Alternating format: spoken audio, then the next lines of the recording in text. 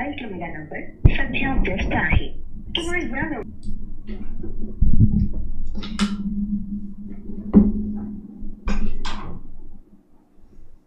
Hello dear students, एक बार check कर लीजिए I am live. Is the audio video good to go? सब सही है क्या? मुझे बता दीजिए।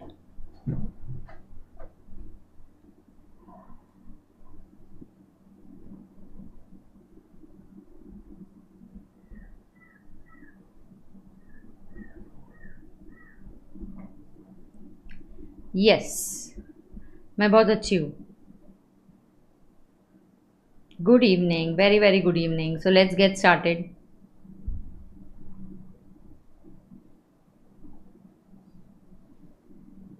Thank you Sanskar, Shubham, yes Nikita, hello.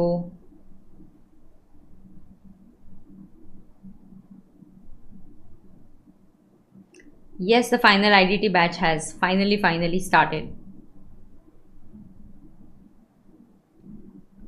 So let's get going. Ready है सब लोग? आ गए क्या? ज्वाइन कर दिए?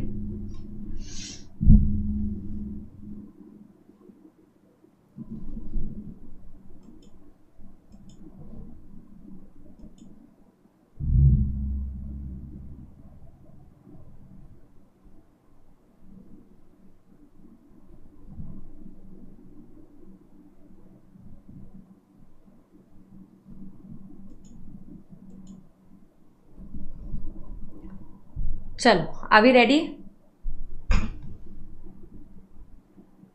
Will I teach DT also for final? The answer अभी तो फिलहाल नहीं है। अभी तो I have started with IDT, correct? Yes. So should we get started? Oh, Sujal, that's really very nice.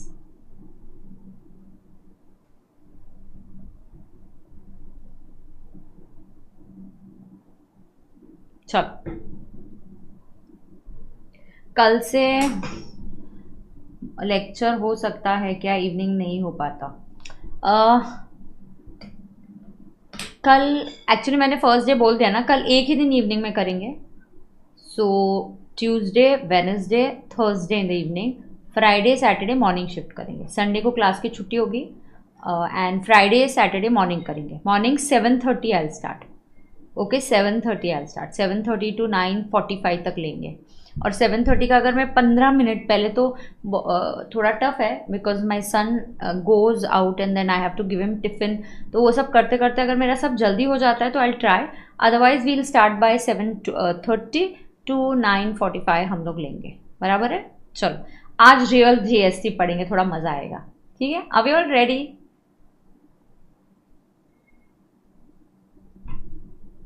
कल के क्लास नोट्स कहाँ से एक्सेस करेंगे? ठीक है, मैं अभी डेली बेसिस पे आपको टेलीग्राम पे डाल दूंगी। एक्चुअली हमें गूगल ड्राइव करेंगे और ऐप पर भी शिफ्ट हो जाएगा। जब ऐप पे आ जाएगा तो मिल जाएगा आपको। प्लस हम क्या करेंगे, गूगल ड्राइव की लिंक बनाएंगे और वहाँ पे भी हम डालते जाएंगे। जनरली गूगल ड्राइव पे मैं कब डालती हूँ पता है क्या? एक एक चैप्टर होने के बाद। तो एक एक चैप्टर होने के बाद आपको नोट्स मिल जाते तो बेटर हो जाता है, राइट? अदरवाइज वो ऐप पे आएंगे। कहाँ पे आएंगे? ऐप पे नोट्स आ जाएंगे। ठीक है, चलो, so let's get started. Very very good evening dear students. So let's start on a very very positive note. आज का दिन हमारा बहुत ही अच्छा जाएगा। जो भी सीखेंगे बहुत अच्छे से समझ में आ जाएगा। Any problem in life, go to hell, right? So let's get started. तो एकदम शांति से आज दिन में जो भी हुआ होगा, कीप दैट असाइड। एकदम काम और रिलैक्स हो जाइए, काम और रिलैक्स हो जाइए। और आप अभी GST पढ़ने के लिए रेडी हो जाइए। फाइनल IDT जहाँ पे मैं GST भी पढ़ाऊँगी, कस्टम्स भी पढ़ाऊँगी और FTP भी पढ़ाऊँगी आपको। ठीक है? चलो, तो कल के जो हमारी नोटबुक थी, हमने लिखा था दैट आई जस्ट एक सेकेंड ना, wait a minute, here we are, I open that supply. Yes, so let's get started. हाँ, PD टू लाइव कन्वर्ट हो जाएगा? हाँ, हो जाएगा, बिल्कुल PD टू लाइव कन्वर्ट हो जाएगा। एंड हम गूगल फॉर्म, एक्चुअली मैंने टीम से बात की, सारे GD स्टूडेंट्स को भी लाइव एक्सेस दिया जाता है। How to go about it वो हम आपको इंस्ट्रक्शंस दे देंगे। तो बिल्कुल आपका लाइव हो जाएगा। ठीक है? तो आप चिंता मत करो। अभी फ्लो डिस्टर्ब नहीं करेंगे। जब पढ़ाई करेंगे बीच बीच में मैं आपको टाइम दूंगी to ask your queries and तभी हम लोग बहुत अच्छे से करेंगे। तो फ्लो क्लास का डिस्टर्ब नहीं करेंगे, बहुत अच्छे से क्लास में मेहनत करके जीएसटी एकदम मस्त कर लेंगे, ठीक है। हाँ चलो, फिलहाल जीएसटी बोल रही हूँ क्योंकि अभी हम जीएसटी कर रहे हैं। डोंट वरी, मैं ही कस्टम्स पढ़ाने वाली हूँ और एफटीपी भी पढ़ाने वाली हूँ, ठीक है। सो लेट्स गेट स्टार्टेड। यहाँ पे कल हमने जो जो पढ़ा था यहाँ पे देखो। सो हम ये पार्ट कर रहे थे। So let's write this, you know, GST council की मीटिंग चल रही है।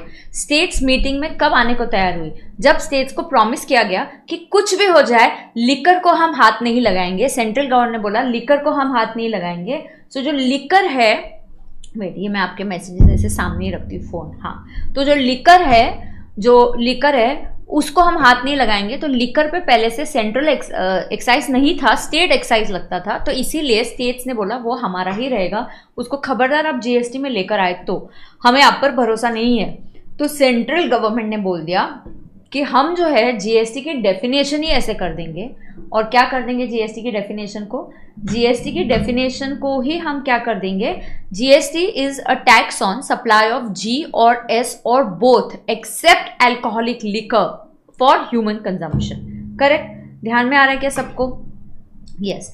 आज कोशिश कीजिए मेरे साथ लाइव लेक्चर कीजिए, एक पूरा चैप्टर आप मेरे साथ कीजिए before you decide if there are any new students, before you decide about the classes. It's whether you want to go ahead with me. जिन्होंने एडमिशन लिया उनको तो बिल्कुल टेंशन लेने की जरूरत नहीं है। जो सोच रहे हैं आप एक चैप्टर ये मेरे साथ पूरा कीजिए। Look at the difference in the way you are able to write. आप आंसर्स लिख पा रहे हो, क्वेश्चन सॉल्व कर पा रहे हो, बहुत उसमें आपको फर्क पड़ेगा, ठीक है। Yes, so let's understand. तो यहाँ पे देखो, हम अभी ब्रेन मैपिंग आज फिल करके लेंगे और ब्रेन मैपिंग फिल करते करते इंट्रोडक्शन खत्म करके आज हमारा टारगेट है कि we have to start with lag नहीं ना हुआ, we have to start with supply. Okay, तो here we go.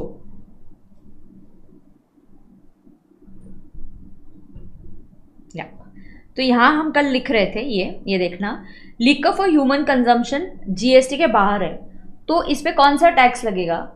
O God, is there a lag?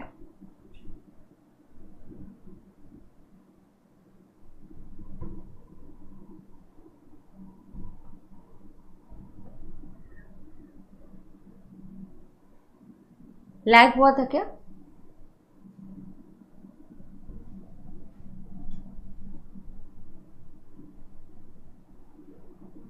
Okay, let's start now. Is it okay?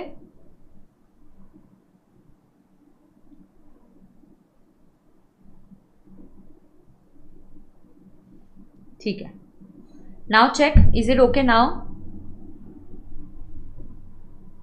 Because from here to SPC drop frames है।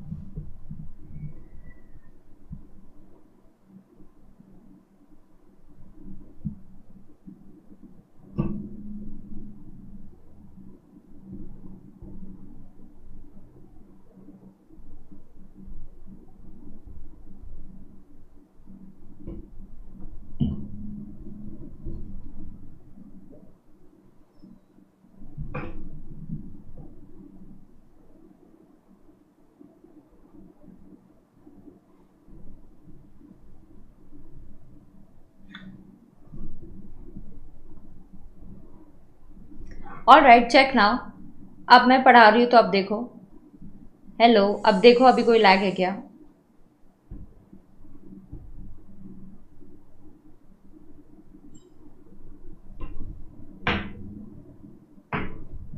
I think अभी yes lag है।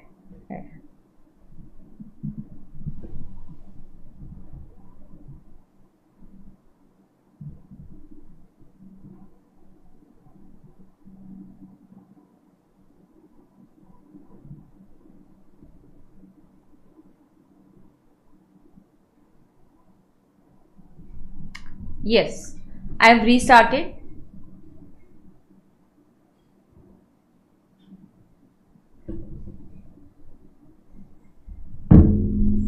I've restarted. Check now.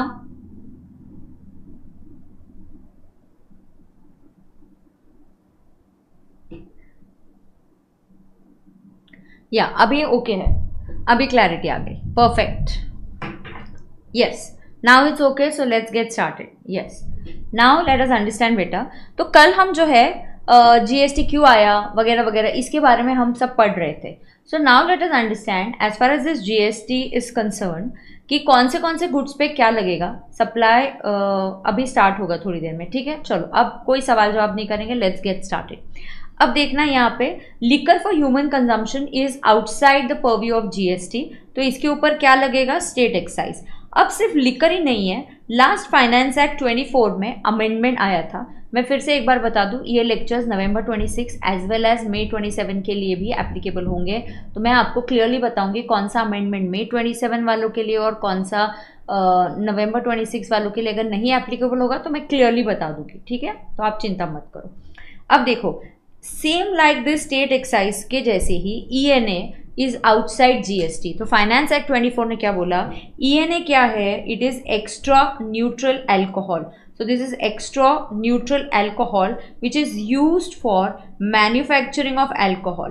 तो alcohol is not in GST, -1 also not in GST. -1 मतलब just one step before that, when you use ENA for manufacturing of liquor, that is also not covered under GST. So alcohol not in GST, -1 also not in GST. Is that clear to everybody? alcohol भी नहीं है और -1 भी GST में नहीं है, correct. Yes. अब इसके आगे देखो क्या है, अब इसके आगे देखना, ओपियम, हेम्प एंड नार्कोटिक्स पे डबल टैक्सेशन है, स्टेट एक्साइज भी लगेगा एंड जीएसटी भी लगेगा। So please student should note it down as far as possible. If you are able to write it down, it will be really very great if you are able to note it down. E books भी है क्या वो print निकलती है क्या, अभी मैंने पूछा था, मुझे पता नहीं चला है, बट फिलहाल आप एटलीस्ट फिर ई बुक लिए तो अपने लैपटॉप पे उसको लेकर कहीं आपने नोटिंग चालू कर देने चाहिए, ठीक है। Okay, all right, now let us understand. Tobacco के लिए सेंट्रल एक्साइज भी लगेगा और जीएसटी भी लगेगा। एक्साइज कभी लगेगा, मैन्युफैक्चर करोगे, सो टोबैको के मैन्युफैक्चरिंग पे एक्साइज लगेगा, फिर टोबैको बेचोगे तो जीएसटी लगेगा, ठीक है। सो लेट्स से अगर आपका टोबैको का सेल हो रहा है 1000, उसके ऊपर लेट्स से एक्साइज इज 10%, तो हम पहले एक्साइज लगाएंगे, फिर टोटल वैल्यू आएगी 1100, इसके ऊपर हम जीएसटी मान के चलो 28 का भी 40 हो गया था, बट चलो 28 है तो हम इस पे 28 आप लगाना, कैलकुलेट करना, 1100 पे 28%,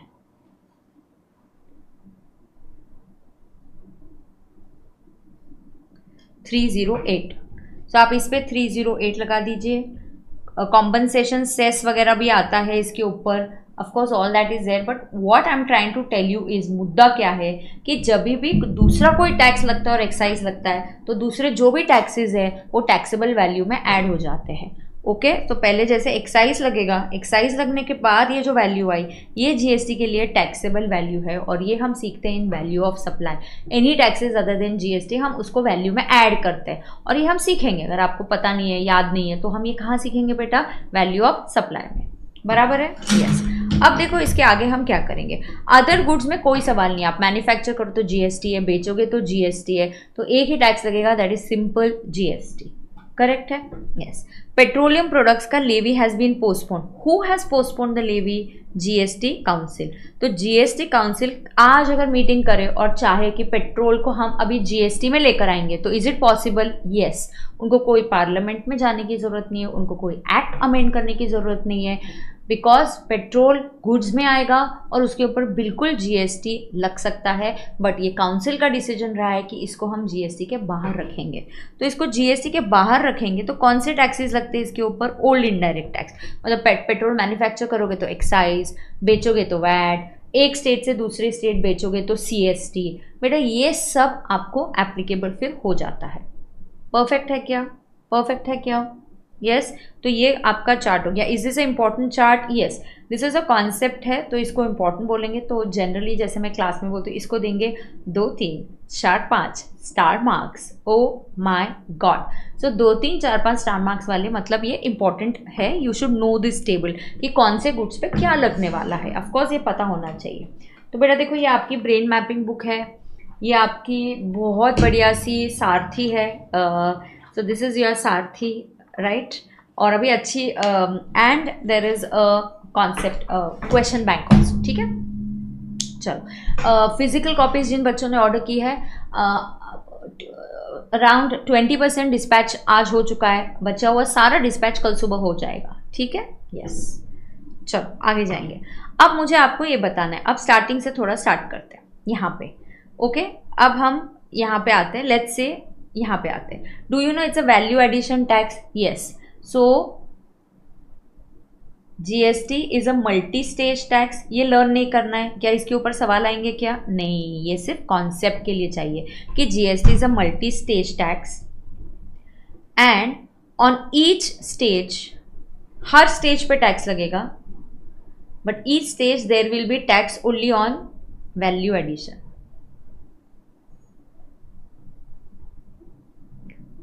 on each stage there will be tax only on value addition.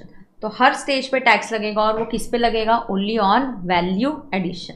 Okay, how do we achieve value addition? How do we achieve value addition? By claiming set off earlier chain. जो भी आप earlier purchase करते हो उसका आप set of ले सकते हो। सेल पे आप आउटपुट टैक्स लोगे, परचेजेस पे आप सेट ऑफ लोगे।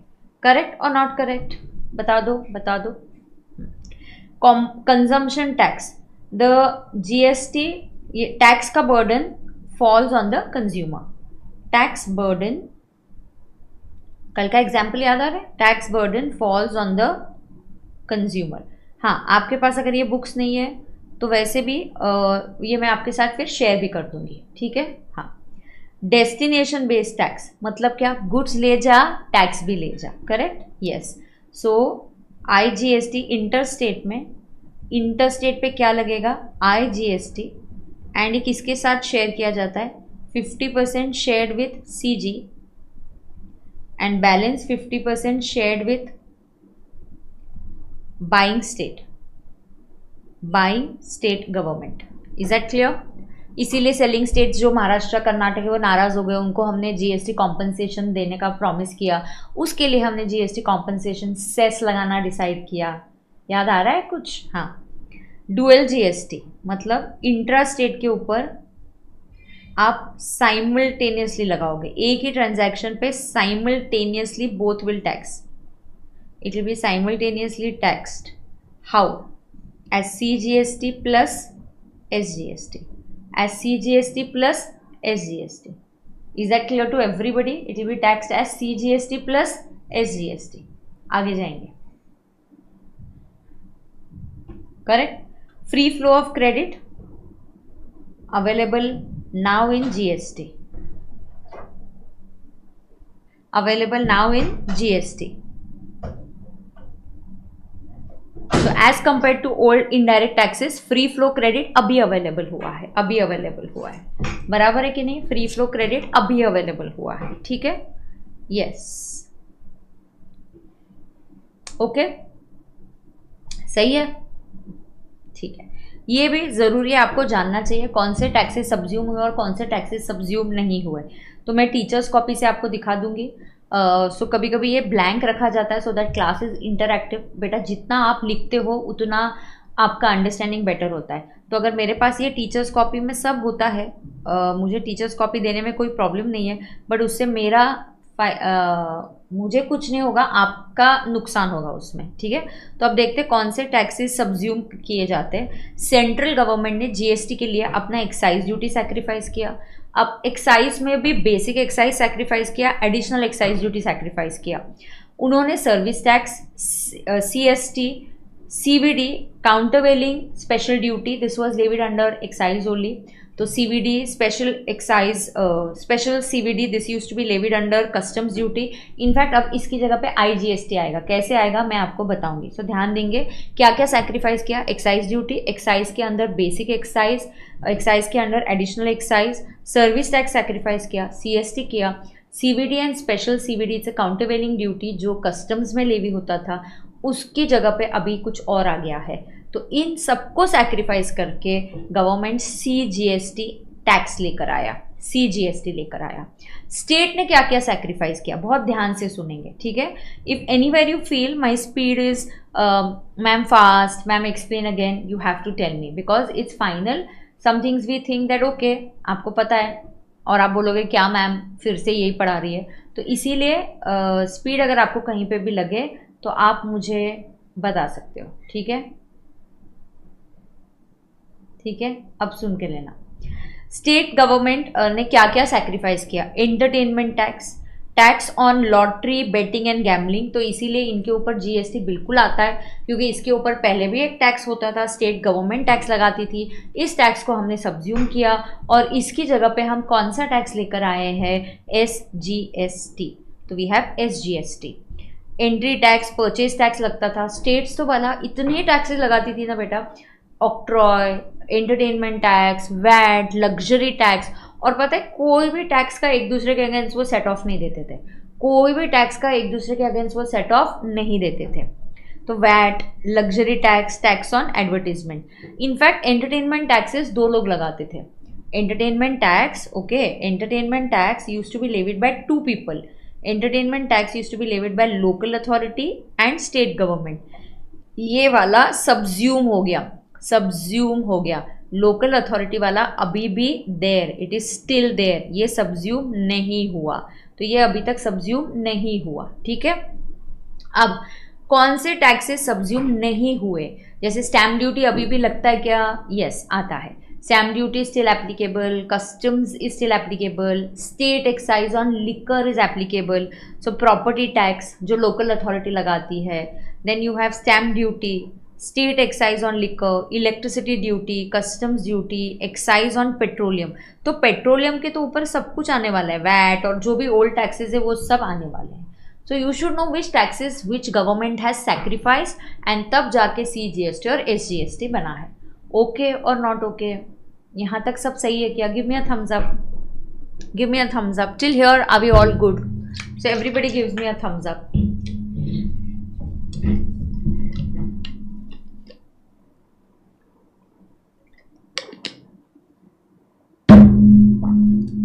Just give me a thumbs up so I know. Are we all okay? Yes. So then let's go ahead. अब एंटरटेनमेंट टैक्स, ये देखो यहाँ पे दिया है, कोई प्रॉब्लम नहीं है, कोई प्रॉब्लम नहीं है, थोड़ा लेट हो गया, कोई प्रॉब्लम नहीं है, आराम से आओ, रिलैक्स करो। आज वेडनेसडे है, कल थर्सडे लेक्चर शाम को होगा, फ्राइडे सैटरडे से लेक्चर सुबह होगा, ठीक है। हाँ, और लास्ट 3 डेज का लेक्चर, अगले जो लेक्चर होंगे जो मॉर्निंग में होंगे, that will happen on SPC, एक फाइनल का चैनल है वहाँ पे होने वाले हैं, एसपीसी फाइनल के चैनल पे होने वाला है, ठीक है। Okay, alright, let's understand. Entertainment tax दो लोग लगाते हैं। एक मिनट, ये टीचर्स कॉपी से नहीं, आगे जाएंगे अभी।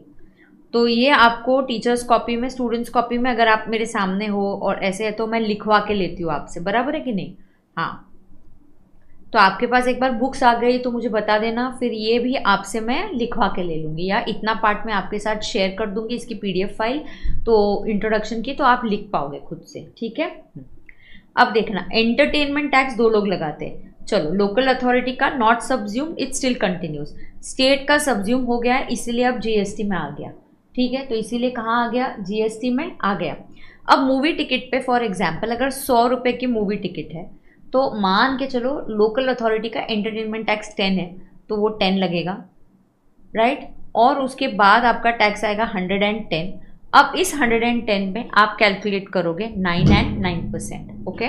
लेट्स से आपको जो भी है जीएसटी के रेट्स आपको फिलहाल तो लर्न करने की ज़रूरत नहीं है। सो 110 पे चलो आप बता सकते हो 9% एंड 9%।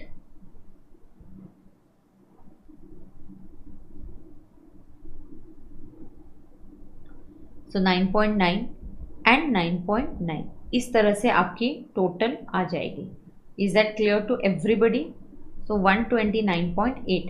तो फिर से हमने क्या देखा, अगर जीएसटी छोड़ के कोई और टैक्स लग रहा है तो पहले उसको ऐड करेंगे और फिर हम जीएसटी कैलकुलेट करेंगे, और ऐसा ही वैल्यू ऑफ सप्लाई का चैप्टर भी बोलता है। The same we are doing just like the value of supply chapter, correct.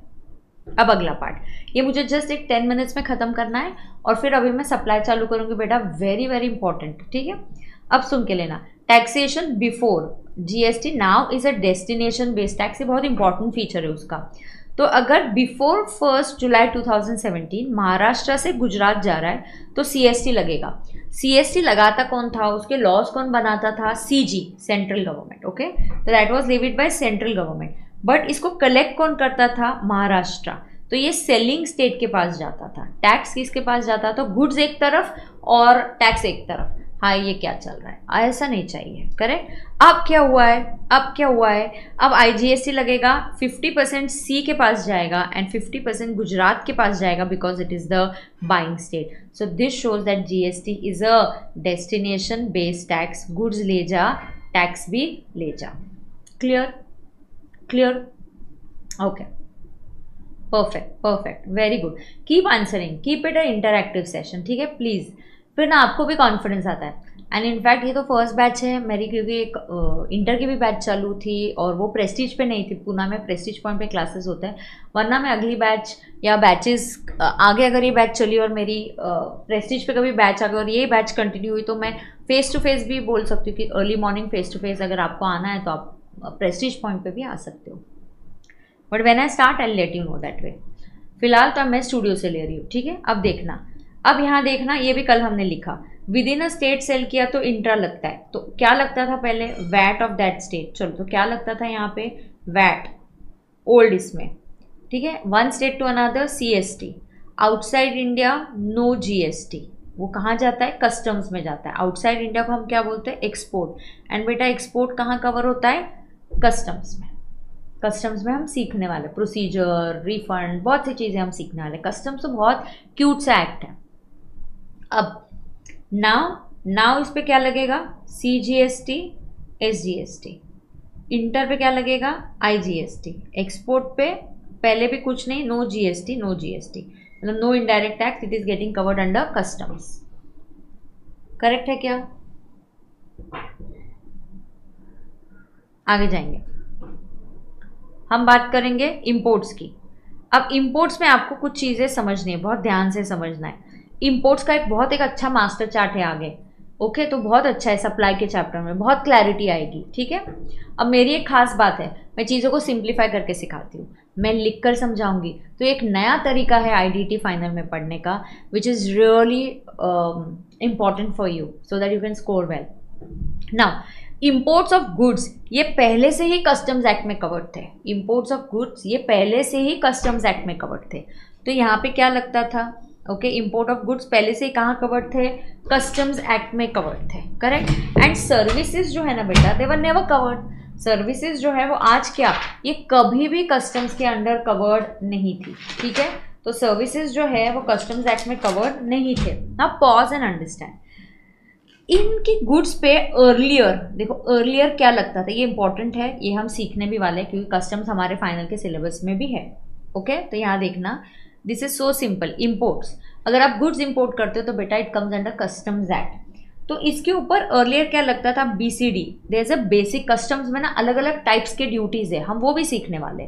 तो कस्टम्स में आपको क्या लगता है? BCD, basic customs duty. BCD का फुल फॉर्म क्या है? Basic customs duty.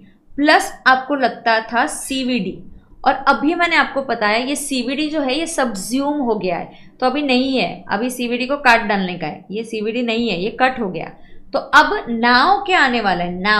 नाउ आपको कस्टम्स में BCD आने वाला है और इधर आपको IGST आने वाला है। आपको क्या आने वाला है? IGST आने वाला है। और ये जो IGST है ना, ये भी लेविड अंडर कस्टम्स एक्ट है। दिस इज लेविड बाय, ये लेवी कौन करता है? Customs act. तो हमने बोला यार ये इतना, आप कस्टम्स एक्ट को ही बोले यार तुम लेवी कर दो, एक एडिशनल कस्टम्स ड्यूटी करके, जैसे सेक्शन 37 उसके अंदर आप IGST लेवी करते हो। Is that clear to everybody? Okay. तो कस्टम्स का सेक्शन एक 35 है, 37 अलग अलग है, तो वो अभी नहीं हम नोट करेंगे, कस्टम्स के सेक्शन हम कस्टम्स के साथ देख लेंगे। तो IGST आपको लेवी होता है and this is levied by customs act. तो ये भी कस्टम्स के अंदर ही लेवी हो जाता है। अब सर्विसेज की सुन लो, सर्विसेज जो है ये कभी भी कस्टम्स, तो आप ये फटाफट छोटा छोटा चार्ट बना सकते हो। Imports of goods covered under customs, import of services not covered under customs, so they are covered under GST and इस पे IGST आएगा। तो मैम ये क्या है? मैम ये देखो, एक्सपोर्ट के ऊपर आप इधर IGST लगा रहे हो, ये एक्सपोर्ट्स इंपोर्ट्स के ऊपर, सॉरी इंपोर्ट्स के ऊपर आप क्या लगा रहे हो? IGST लगा रहे हो। मैम इधर भी सर्विसेज के इंपोर्ट्स के ऊपर आप IGST लगा रहे हो। तो ये सब क्या है? तो ये इसीलिए हम IGST लगा रहे हैं, हम इसीलिए IGST लगा रहे हैं बेटा, because imports are treated as interstate supply. तो जीएसटी में इंपोर्ट्स को क्या माना जाता है? Interstate supply. और काफ़ी लॉजिकल है, क्योंकि इंटरस्टेट सप्लाई से रिलेटेड लॉज सिर्फ सेंट्रल गवर्नमेंट बना सकता है। इससे रिलेटेड लॉज कौन बना सकता है? शुभम, कस्टम्स ने ही बोला है, एक्ट नहीं बोला है कि हम आईजीएसटी लगाएंगे, इंटीग्रेटेड जीएसटी लगाएंगे, और वो आईजीएसटी जीएसटी का होगा, ऐसे कस्टम्स एक्ट ने बोल दिया है। तो ये एक्ट एक दूसरे को सपोर्ट कर रहे हैं, बराबर है क्या? यस।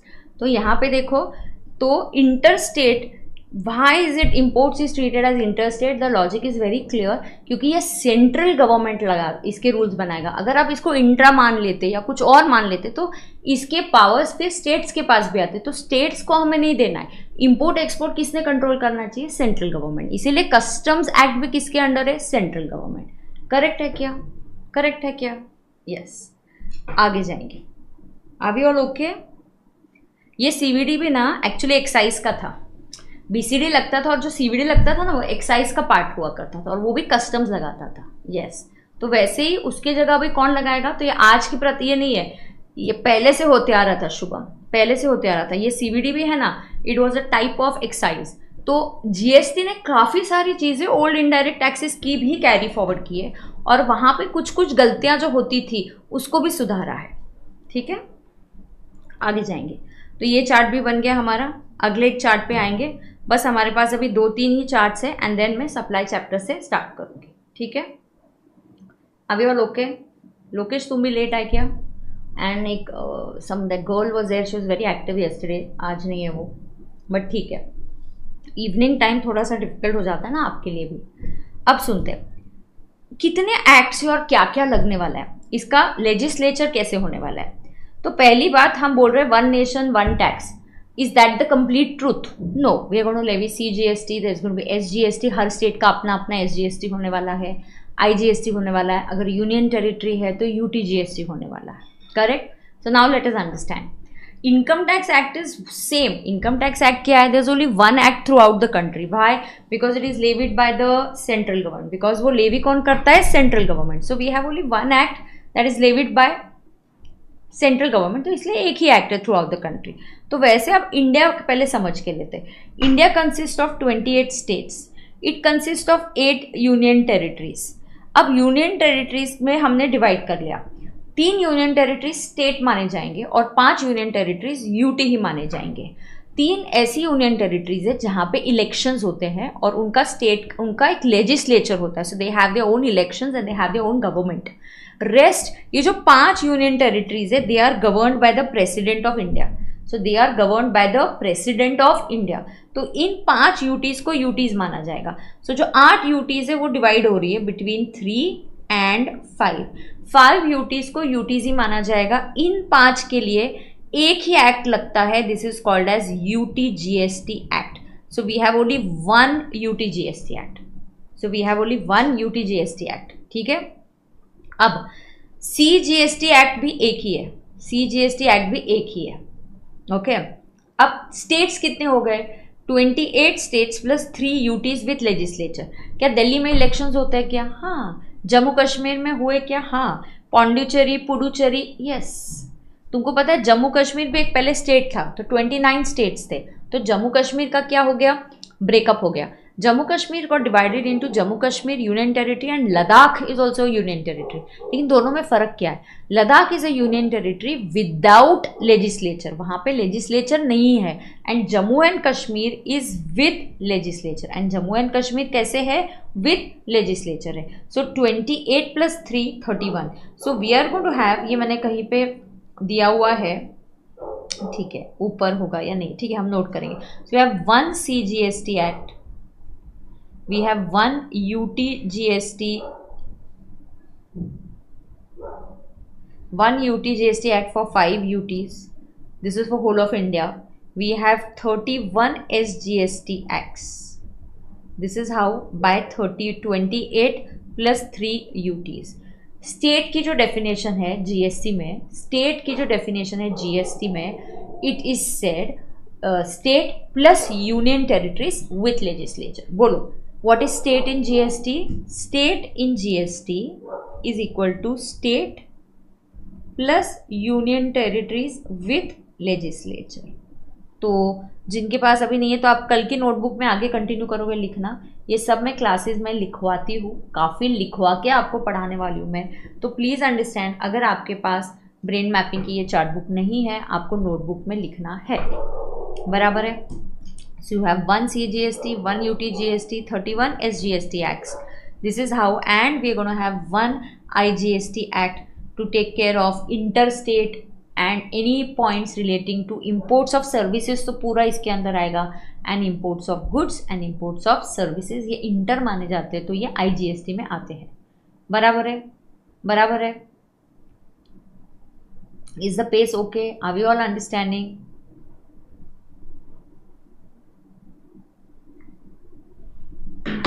अब इतने सारे डिसीजंस है, साइमल्टेनियसली टैक्स लगने वाला है, तो टैक्स साइमल्टेनियसली लगेगा तो डिसीजंस और रूल्स भी दोनों ने साथ मिलके बनाने हैं। एंड इसीलिए प्रेसिडेंट के पास पावर्स थे कि आप आर्टिकल 279 ऑफ द कॉन्स्टिट्यूशन के तहत आप एक जीएसटी काउंसिल बना सकते हो। So let's have a look at this GST council का table, just have a look at it and then I will start, I will explain. अब एक बार just have a look at it.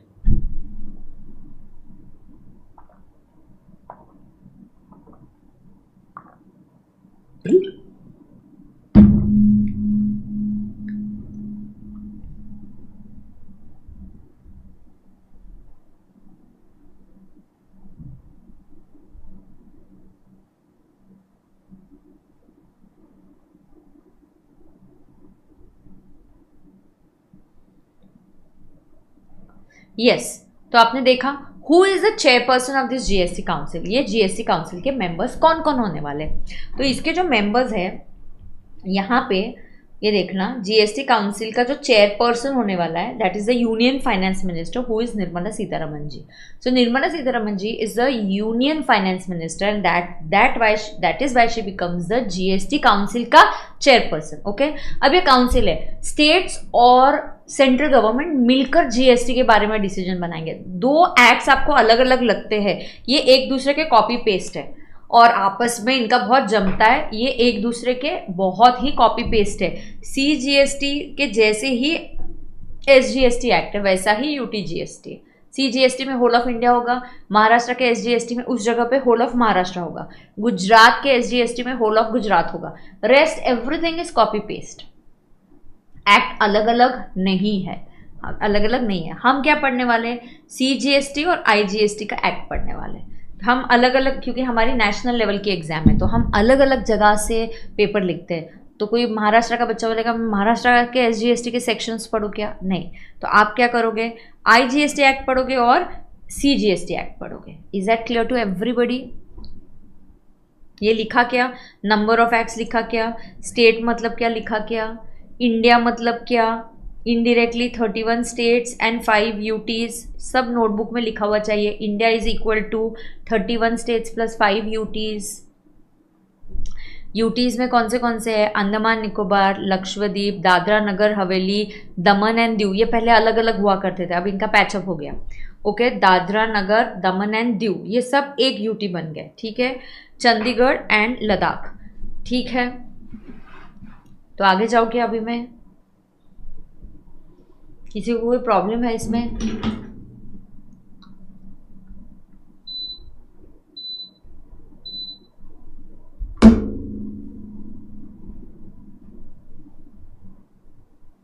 Okay, अब GST council का सबसे important decision क्या था, they have postponed the levy. अब देखना इनका काम क्या है, ये सारे डिसीजन मेजॉरिटी से होंगे ना। What is majority? Okay, majority decision से होंगे, एटलीस्ट 50% मेंबर्स प्रेजेंट होने चाहिए तो ही कोरम होगा।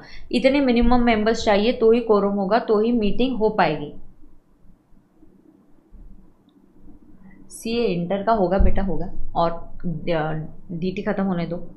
अब यहाँ पे जो डिसीजन है, majority of the decision majority से होगा, दैट इज 3/4, दैट इज 75% से डिसीजन लिए जाएंगे। 75% लोगों का हाँ होगा तो वो डिसीजन हाँ में होगा, correct. 75% should be in the favour of a decision, then that decision will be passed, ठीक है। 2, अब इनका काम क्या है, रिकमेंडेशंस करना, कौन से एग्जाम्पशंस करना, क्या अभी जैसे जीएसटी 2.0 आया तो 2.0 में काफ़ी सारे टैक्स के रेट चेंज हो गए। ये किसने डिसाइड किया? जीएसटी काउंसिल की मीटिंग में हुआ। अब जीएसटी काउंसिल में जब स्टेट्स के वोट को 2/3 वेटेज दिया जाएगा और निर्मला सीतारामन जी ने हाँ बोला, मतलब 1/3 लोगों ने हाँ बोला है। निर्मला सीतारामन जी ने हाँ बोला मतलब 1/3 वोट मिल गया।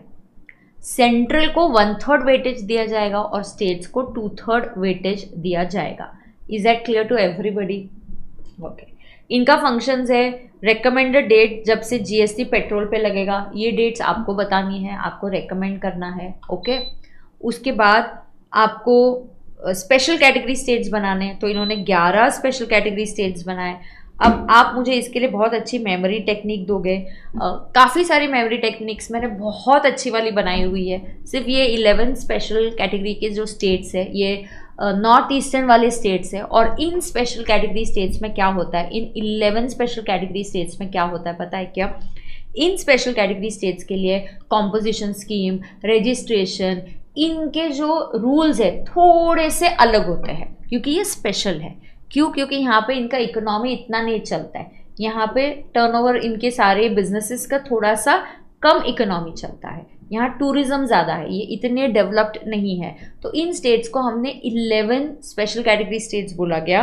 तो अरुणाचल प्रदेश, आसाम, मणिपुर, मेघालय, मिजोरम, नागालैंड, सिक्किम, त्रिपुरा, जेके, एचपी एंड उत्तराखंड। तो इन लोगों को हमने क्या बोला है? इन लोगों को हमने स्पेशल कैटेगरी स्टेट्स। ये किसने डिसाइड किए? जीएसटी काउंसिल ने डिसाइड किए। तो चलो, जीएसटी काउंसिल के मेंबर्स कौन बनेंगे? Union finance minister and state के finance minister. Union finance minister and state के फाइनेंस मिनिस्टर। इसका ये किसने बनाया था? प्रेसिडेंट ऑफ इंडिया ने। प्रेसिडेंट को पावर्स किसने दिए? कॉन्स्टिट्यूशन ने दिए। जीएसटी लेकर आते वक्त ये सारे कॉन्स्टिट्यूशनल अमेंडमेंट्स हमने कर दिए। उसके बाद जीएसटी काउंसिल की डिसीजन कैसे, मीटिंग कब आगे कंटिन्यू होगी? जब एटलीस्ट 50% लोग होने चाहिए। डिसीजन मेजॉरिटी से होगा, 75% of the vote should come in the favour, only then the decision will go ahead. State का वेटेज कितना होगा? चलो आंसर टाइप करो। स्टेट का वेटेज कितना है और सेंट्रल का वेटेज कितना है? स्टेट का वेटेज कितना और सेंट्रल का वेटेज कितना है? Last chart of taxes to be levied that I have to do. और उसके बाद क्या होगा? फिर लास्ट चार्ट देखेंगे और उसके बाद हम क्या करेंगे? हम सप्लाई चालू करेंगे। 1 आवर भी सप्लाई के लिए काफ़ी है हमको।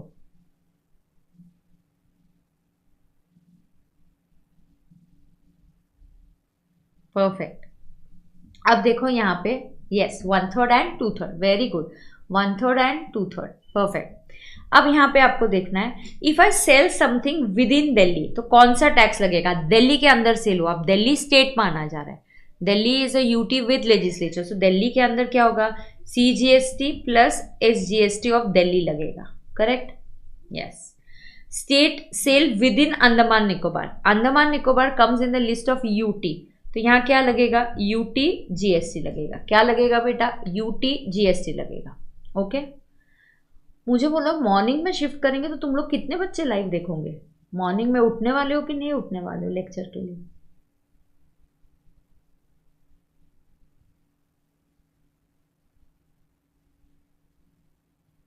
Correct Nikita, yes.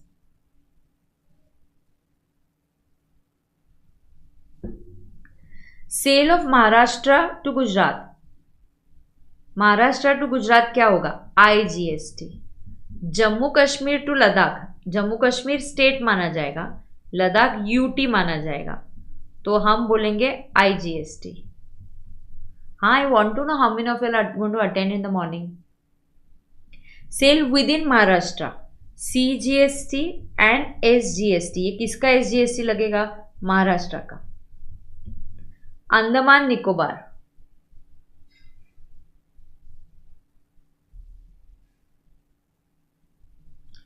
अंडमान निकोबार से लेके चंडीगढ़, एक यूटी है, दूसरे यूटी में जा रहा है, आईजीएसटी। अपने घर के अंदर है, अपनी यूनियन टेरिटरी के अंदर है, अपने स्टेट के अंदर है, तो अपना टैक्स लगेगा। अपने से कहीं बाहर जा रहा है, state to state, UT to UT, तो आईजीएसटी लगेगा। कौन से वाले पॉइंट में नंबरिंग देती हूँ, सो आपको अगर कौन सा फिर से एक्सप्लेन करना है तो आप बोल सकते हो। तो क्या 1 to 6 क्लियर है?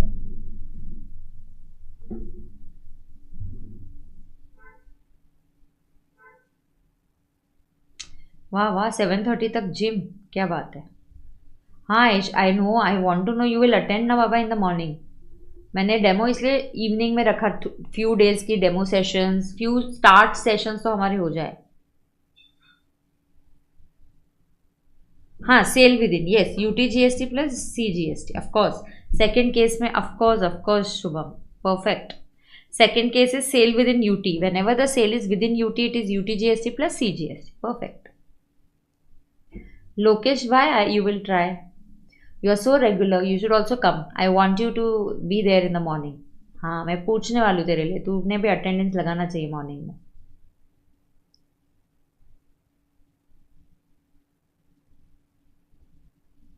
Yes, if sale is within state,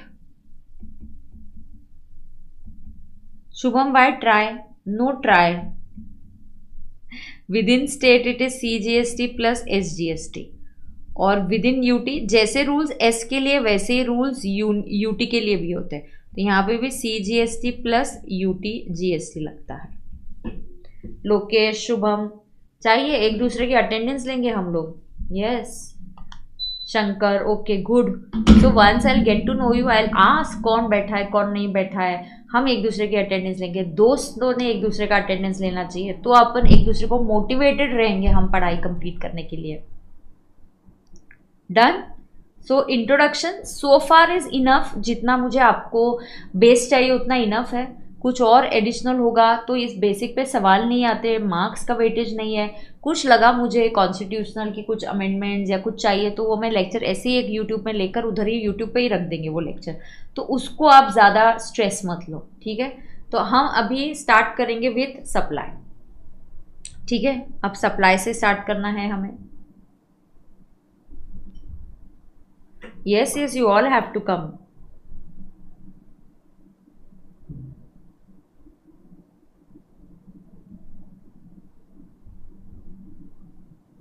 Okay.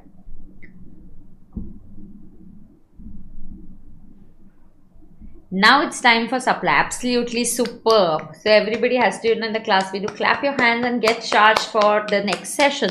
So now comes the first a real chapter of GST, and let's get started with that. So are we all ready for this chapter of GST? तैयार हो? Okay अब मैं आपको कुछ चीज़ें बताती हूँ, ठीक है। अब चुपचाप पहले समझ के लो, फिर कहीं पर लिखना है, मैं आपको टाइम भी दे दूंगी, ठीक है। अब सुन के लेना, बिल्कुल क्लास का क्लास में ही लर्न करेंगे। क्यों सप्लाई इतना इंपॉर्टेंट है, ये सप्लाई का कॉन्सेप्ट इतना इंपॉर्टेंट क्यों है? Because GST is a tax on supply of G और एस और बोथ। तो सप्लाई डिसाइड करता है कि जीएसटी लेवी होगा या लेवी नहीं होगा। तो supply basically decides whether GST will be levied or will not be levied, okay. तो पहले तो आपकी जीएसटी की डेफिनेशन, तो इन शॉर्ट बेसिकली एक ये टैक्सेबल इवेंट है, मतलब अगर सप्लाई हो रहा है, हमारा टैक्सेबल इवेंट सप्लाई है, मतलब सप्लाई हो रहा है तो बेटा जीएसटी का levy, there will be levy of GST. तो क्या होने वाला है, there will be levy of GST. तो ये एक इम्पॉर्टेंट बात है। दूसरी इंपॉर्टेंट बात है कि अगर what is the definition of GST? GST is a tax on supply of G or S or both except alcoholic liquor for human consumption. बराबर है, करेक्ट है क्या? यस। तो अभी हमें दो तीन चीज़ें बहुत अच्छे से समझनी है, ठीक है। तो GST क्या है? GST is a tax on supply of G और S और both। एंड इनफैक्ट कुछ चार्ट्स जो है मैं होमवर्क के लिए आपको बोलूँगी कि ये चार्ट्स फिर से बना के लाओ। मास्टर चार्ट सप्लाई का 2 बार बना के लाओ नोटबुक में, आपने लिखना चाहिए। जितना आप लिखोगे तो आप एग्जाम लिख कर देना है ना, तो आप लिखो, ठीक है। So GST is a tax on supply of G और S or both except what, alcoholic liquor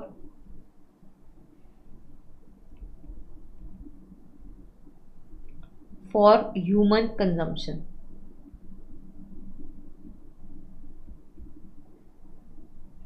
so GST क्या है? GST is a tax on supply of G और एस। तो गुड्स की डेफिनेशन इंपॉर्टेंट है, सर्विसेज की definition important है, except तो हमें पता चल गया, एक्सेप्ट अल्कोहलिक लिकर, और एक्सेप्शन में अभी क्या ऐड हो गया है, ईएनए भी ऐड हो गया है, ठीक है। ENA इज -1, ENA क्या है -1, -1 मतलब अल्कोहल से को बनाने के लिए जो पहला स्टेप है -1, अगर ये अल्कोहल है तो उसके पहले वाला -1 है, तो उसका जो स्टेप है जो ENA है, it is use for manufacturing of liquor for human consumption. Okay और नॉट ओके? ओके। अब देखो सप्लाई के बारे में बात करेंगे, ठीक है। अब सुनना, supply is covered under section 7। So section 7 of the CGST act talks about supply. तो सप्लाई बहुत इंपॉर्टेंट, क्योंकि GST की लेवी है या नहीं ये डिसाइड करता है, ठीक है। तो अब आपको समझना है कि section 7 of the CGST act. अब सेक्शन 7 के दो चीजें हैं। एक तरफ है सेक्शन 7(1) जो बोलता है क्या सप्लाई है, it is a supply. 7(1) talks about supply, and इस तरफ 7(2) talks about what is not a supply. तो section 7(1) says what is a supply. See I am giving you bird's eye view, मैं आपको बता रही हूँ कि मैं आपको क्या पढ़ाने वाली हूँ अभी सप्लाई में। तो मैं आपको सेक्शन 7(1) पढ़ाऊंगी जिसमें आगे सब सेक्शंस है। सो देयर इज 7(1)A की सप्लाई में क्या क्या इंक्लूड होगा, okay. Then there is 7(1)B and there is 7(1)C। ये सब आपको लर्न हो जाएगा ऑटोमेटिकली, ठीक है। ये सारी चीजें, ये सारा 1, 2 और 3, ये जो सारे सेक्शन है 7(1)A, 7(1)B, 7(1)C, ये 7(1) का पार्ट है। तो 7(1) क्या है? 7(1) बोलता है कि क्या सप्लाई है, और 7(2) बोलता है क्या सप्लाई नहीं है। तो 7(2) बोलता है क्या सप्लाई नहीं है, बराबर है। बीच में आता है एक सेक्शन 7(1)A कि if it is a supply then it is supply of course there is बीच में यहाँ पे एक और है 7(1)AA, 7(1)AA भी है। एक मिनट, यहाँ पे वो मैं आपको सिखाने वाली हूँ, सब सिखाने वाली हूँ, ओके। अब सुन के लेना, 7(1)A क्या बोलता है? If it is a supply then it is either supply of S और G, आइदर G है और S है। तो आप दोनों नहीं हो सकते, आप डिसाइड कर लो कि आपको गुड्स है कि आप सर्विस हो। क्यों? गुड्स के रेट्स अलग है, सर्विस के रेट्स अलग है। आप देखो अभी फाइनल में हो, आपको पता है POS प्लेस ऑफ सप्लाई के जो रूल्स है गुड्स के लिए अलग है, सर्विसेज के लिए अलग है। गुड्स का क्लासिफिकेशन अलग होता है, HSN से होता है। सर्विसेज का क्लासिफिकेशन अलग होता है। गुड्स की कॉम्पोजिशन स्कीम अलग है, सर्विसेज की कॉम्पोजिशन की स्कीम अलग है। टाइम ऑफ सप्लाई गुड्स का अलग है, टाइम ऑफ सप्लाई सर्विसेज का अलग है। हाँ, सिर्फ वैल्यू ऑफ सप्लाई दोनों का सेम है, वैल्यू ऑफ सप्लाई दोनों का सेम है, करेक्ट है। तो ये देखो, एक तरफ व्हाट इज अ सप्लाई और एक तरफ what is not a supply. So एक तरफ सप्लाई क्या है और दूसरी तरफ सप्लाई क्या नहीं है, ये हमें सबको पता है, ठीक है। अब आगे देखो हमें क्या समझना है। अब यहाँ कुछ शेड्यूल्स भी है, हाँ, अब सुन के लेना। तो पहले मैं 7(1) से स्टार्ट करूंगी, फिर 7(1)A आएगा और फिर 7(2) आएगा कि जो सप्लाई 7(2) आएगा जो सप्लाई नहीं है। 3 शेड्यूल्स भी है, बहुत ध्यान से सुनेंगे। हम इस पॉइंट पे, यहाँ पे हम शेड्यूल 1 पढ़ेंगे, इस पॉइंट पे हम शेड्यूल 2 पढ़ेंगे, और जो सप्लाई नहीं है वो शेड्यूल 3 में दिया है। सो हम 3 शेड्यूल्स भी पढ़ेंगे। अगर आप इतना मोटा मोटी आप समझ लेते हो कि हमें ये पढ़ना है सप्लाई क्या है और क्या सप्लाई नहीं है, सो एक नेगेटिव लिस्ट है। एंड अगर सप्लाई है तो it is a supply of G होगा या S होगा, ये शेड्यूल 2 ने बोला है, ठीक है, ठीक है। तो इस टाइप से हम पढ़ने वाले। तो हम आगे अभी कैसे जाएंगे? अभी हम स्टार्ट करेंगे विद 7(1)A। तो what is 7(1)A? Normal transaction जो एक कॉमन पर्सन को समझता है। 7(1)A का देखो यहाँ पे मास्टर चार्ट बना हुआ है, ये देखो मास्टर चार्ट बना हुआ है। 7(1) सप्लाई इंक्लूड्स, तो 7(1)A है, यहाँ देखो 7(1)A है, 7(1)AA है, 7(1)B है। हाँ, एक इनवॉइस भी बना सकता है मिश्वा, या wait, I will come to it, so just wait. I am very particular about doubt solving, but at the right time, so I will give you time, okay. ऐसे मैं बोलूंगी लास्ट के 5 मिनट, किसी को कोई डाउट है क्या तो आप पूछ लो, या आपको ऐसा लगता है मैं हम भूल जाते तो डाउट्स आप नोट कर लो कहीं पे, या मुझे लगा डाउट्स कहीं आगे के चैप्टर में कवर होने वाले, तुम्हारा जो डाउट है वो कवर होगा मिश्वा, कि मैं गुड्स के साथ ट्रांसपोर्टेशन दे रही हूँ तो मैं एक ही इनवॉइस रेज कर सकती हूँ क्या? हाँ, आप रेज कर सकते हो, ऑफ कोर्स। तो ऐसे हम सीखने वाले, तो रुको। अब 7(1)A, 7(1)AA, 7(1)B and 7(1)C correct है क्या? Yes.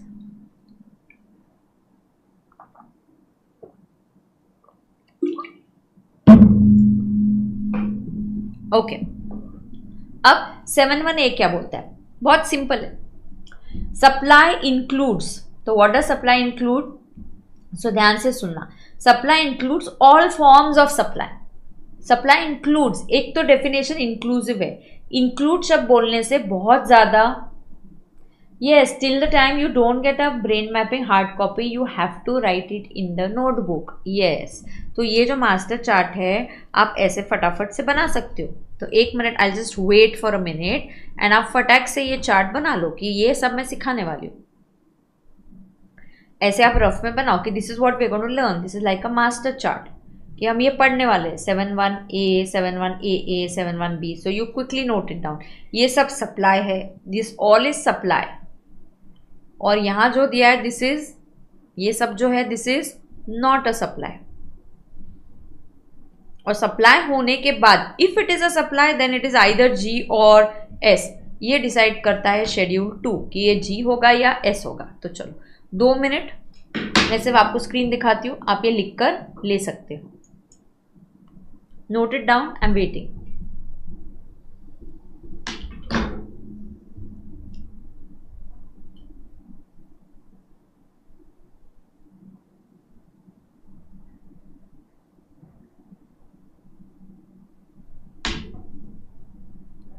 Please note it down.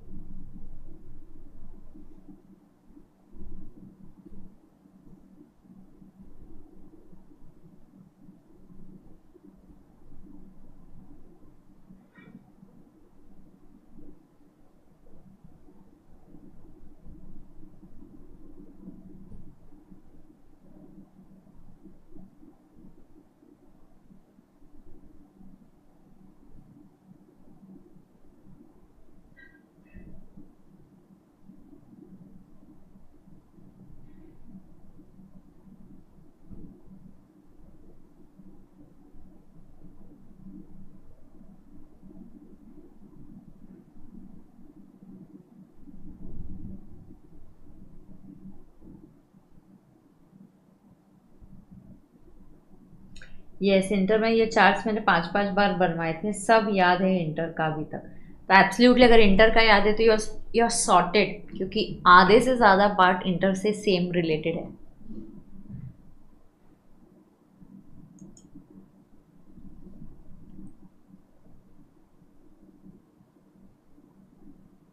Brain mapping will help you now also, that is I am taking time, क्योंकि कुछ कुछ जो नए पार्ट्स है उसके भी ब्रेन मैपिंग बना रहे हैं। और जिसकी अगर 1-2 कॉन्सेप्ट्स की नहीं भी बनी होगी तो मैं क्लास में बनवा के लूँगी। तो मैंने ब्लैंक पेजेस भी आपको दूंगी ऑफकोर्स उसके साथ।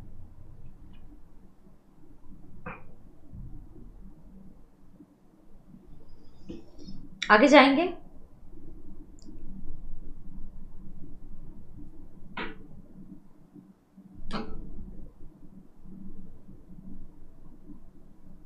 Okay, now let's go ahead. Let's start. Let's try and finish whatever it is learning in the class itself. जो जिन्होंने नहीं किया तो भी आप घबराओ मत, आपका बहुत अच्छे से हो जाएगा। अब देखो 7(1)(a) क्या बोलता है। Let's have a look at this. 7(1)(a) क्या बोलता है? Of course I'm going to refer to the concept book also, जो मेरी थ्योरी बुक है जहाँ पे सारे कॉन्सेप्ट दिए, वहाँ पे भी मैं रेफर करूँगी। कुछ लर्निंग के लिए आपको बोलूँगी वहाँ से भी, तो आप चिंता मत करना, ठीक है? यस, तो चलो ध्यान से समझ के लेते हैं। 7(1)(a) बोलता है supply includes all forms of supply. तो बताओ सप्लाई क्या है बेटा, ध्यान दो। सप्लाई इंक्लूड्स, जोर से मेरे साथ रिपीट करना है। I hope you are not in the library, तो आप रिपीट कर सकते हो क्योंकि मुझे यहाँ तक आपकी आवाज़ सुनाई देनी चाहिए। तो आप बोलोगे supply includes all forms of supply made और agreed to be made by a person in the course for a consideration in the course of B. तो सी यहाँ पे इंडिकेट कर रहा है कंसिडरेशन एंड बी इंडिकेट कर रहा है in the course and furtherance of business.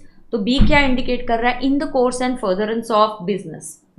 यहाँ पे मैं आपको कुछ कुछ एडवांस रूलिंग के केसेस भी बताऊंगी, वो भी डिस्कस करेंगे।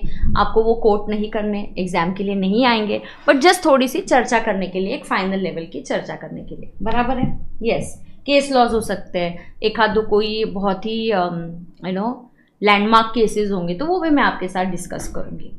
अब आपको ये समझना है सप्लाई क्या मानता है। Supply is all forms of supply. तो मैम फॉर्म्स में मतलब क्या क्या आता है, मैं बताती हूँ। देखो, सप्लाई मतलब क्या, आप सेल कर सकते हो, आप एक्सचेंज कर सकते हो। सो सप्लाई में क्या क्या फॉर्म है, आपने सेल किया तो भी वो सप्लाई होगा।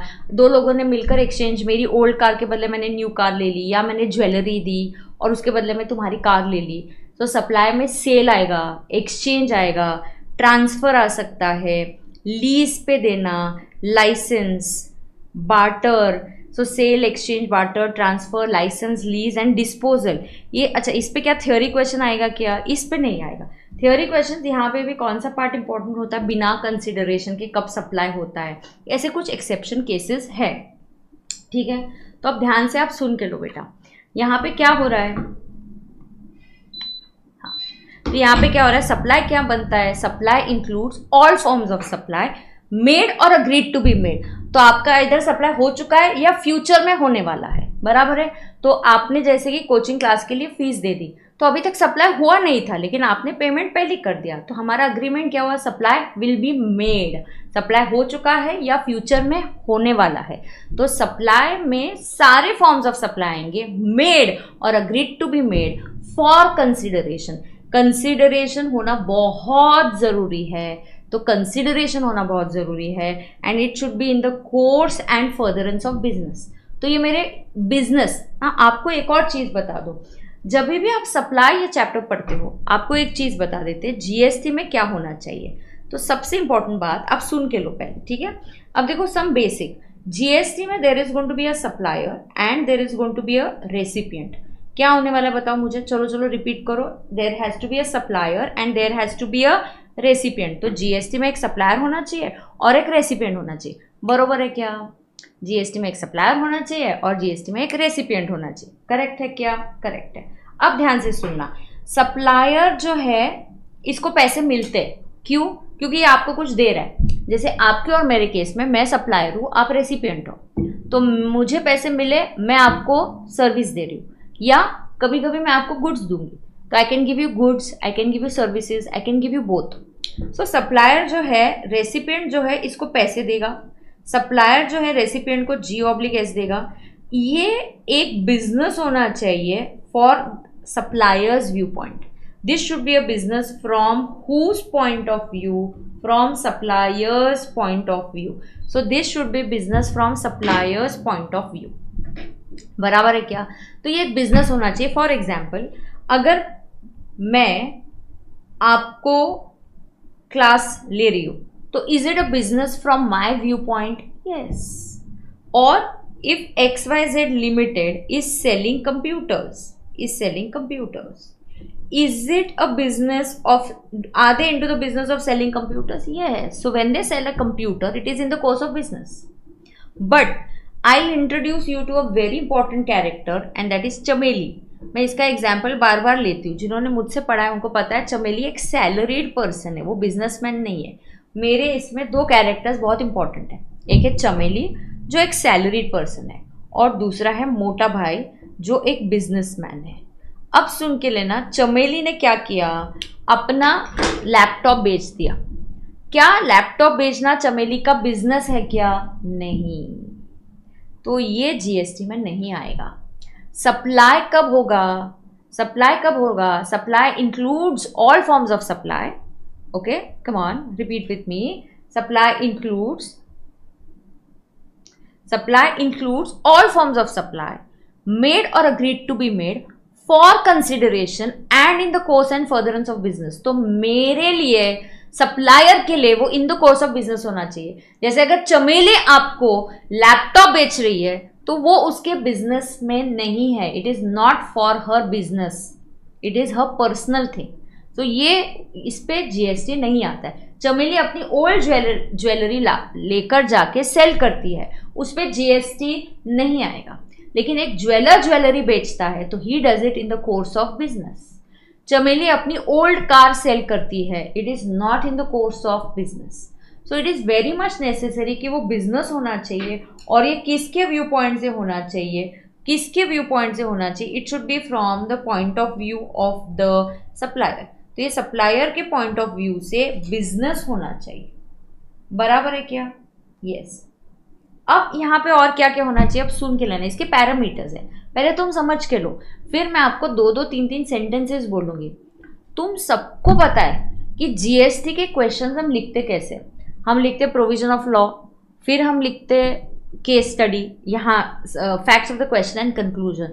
तो प्रोविजन ऑफ लॉ आपको लर्न करके जाना है, बहुत अच्छे से आपको लर्निंग करना है, तो आप उसको अच्छे से लिख पाओगे। और कॉन्सेप्चुअल क्लैरिटी दोगे तो कोई भी केस सिनेरियो आने दो, कैसा भी मिक्सिंग आने दो, अपने को डाउट ही नहीं आने वाला है, अपन बहुत अच्छे से करने वाले।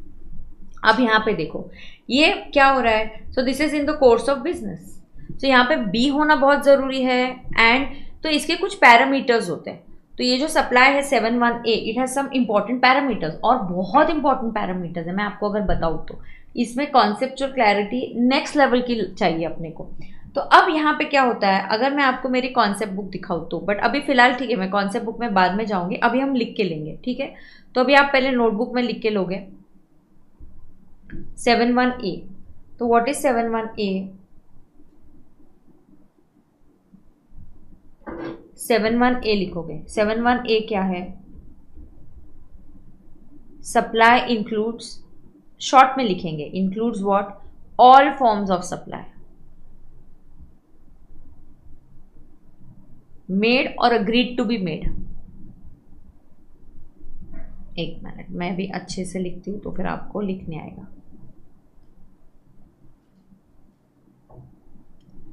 तो supply includes all forms of supply,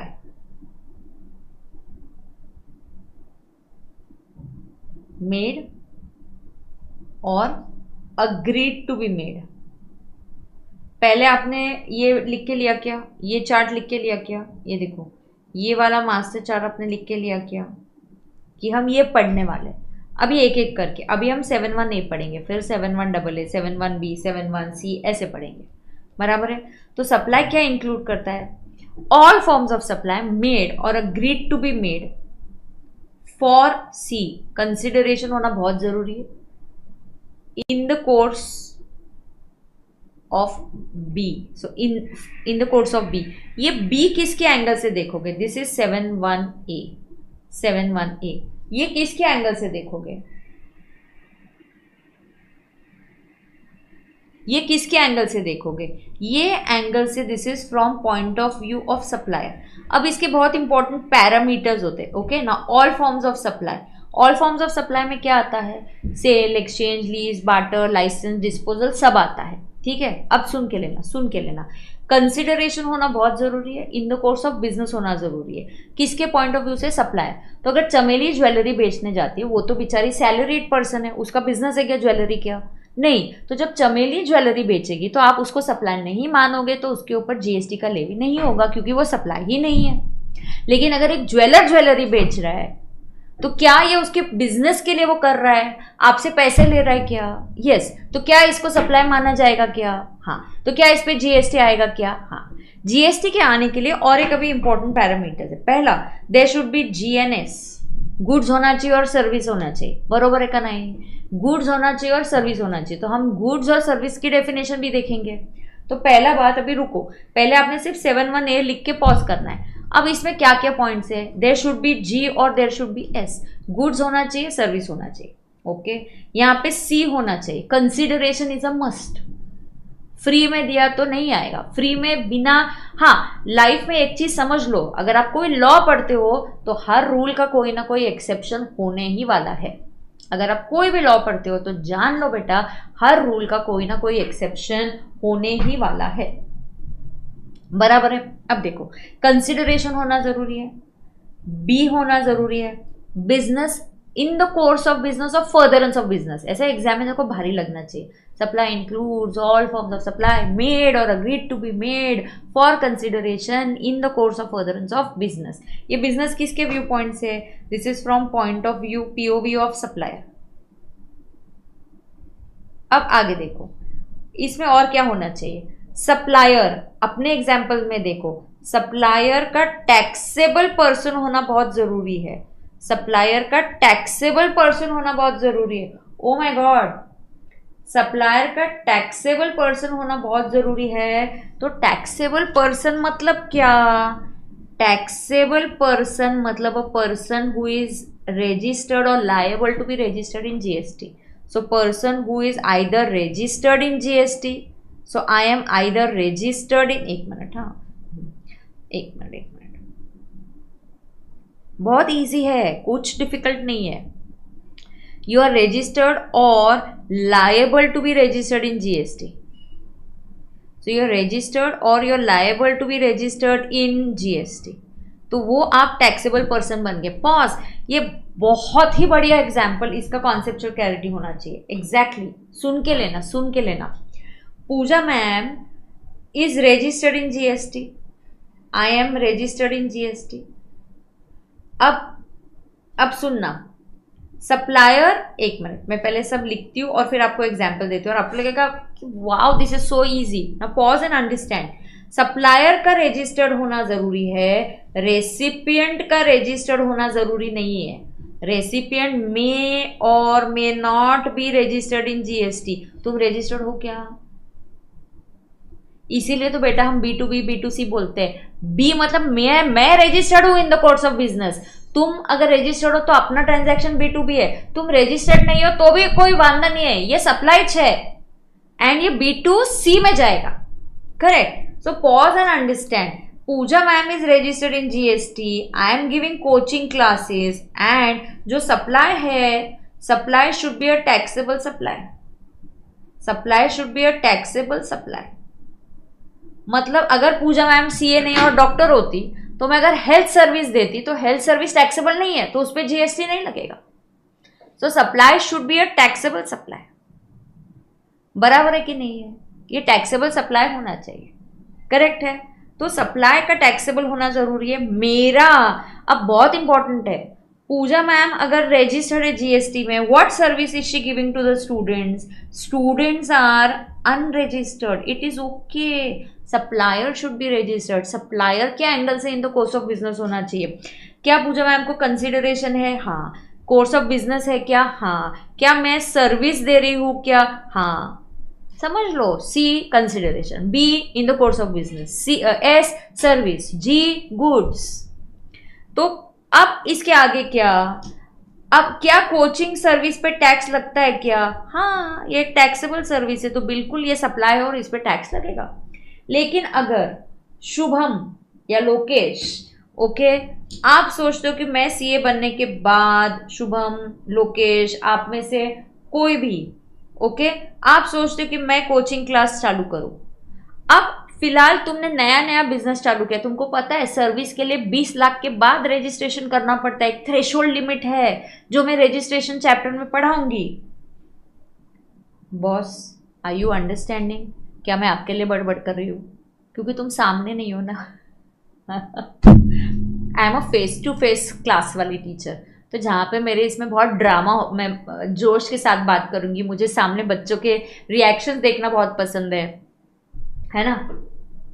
yes. तो अगर शुभम और लोकेश डिसाइड करते हैं कि हम लोग कोचिंग क्लास लेंगे तो दे विल बी अनरजिस्टर्ड, और अब वो कोचिंग सर्विस ही दे रहे हैं तो कोचिंग तो एक टैक्सेबल सर्विस है और ये स्टूडेंट्स को दे रहे हैं। अब डिफरेंस क्या है मैम? ये वाले पे देर विल बी जीएसटी और ये वाले पे there will be no GST. क्यों? बिकॉज ये अनरजिस्टर्ड है। सप्लायर का रजिस्टर्ड होना जरूरी है।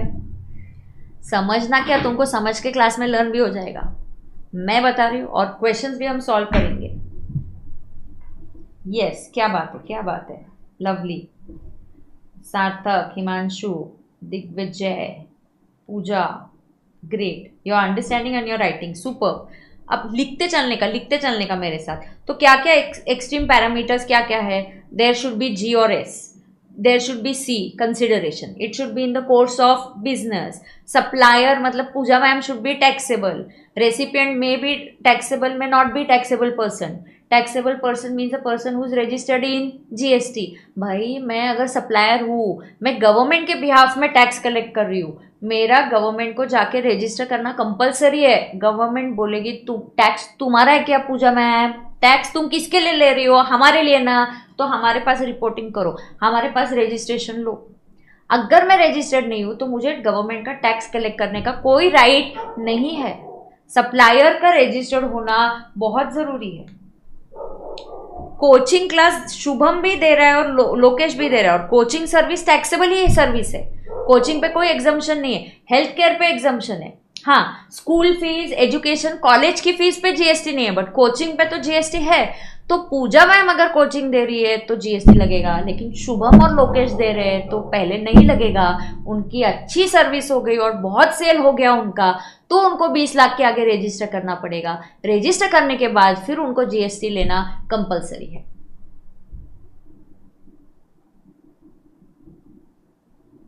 If you are liking the lecture, पहले तो लाइक करो, अपने दोस्तों के साथ भी शेयर करो, and absolutely because I'm new to final, I need support of all your students, correct? चलो अब ये हो गया क्या? यस, यहाँ पे क्लैरिटी आ गई क्या आपको? तो जी होना चाहिए। तो गुड्स क्या है और सर्विसेज क्या है? मोटा मोटी मैं आपको गुड्स और सर्विसेज की डेफिनेशन बताऊंगी, डिटेल में हम करने वाले। इनफैक्ट अंडरस्टूड ने learn also 7(1)(a, what does 7(1)(a) से? 7(1)(a) से सप्लाई इंक्लूड्स, एक तो इंक्लूसिव डेफिनेशन करने से ये सप्लाई है, और इससे सिमिलर चीजें भी सप्लाई है। Inclusive is a big definition.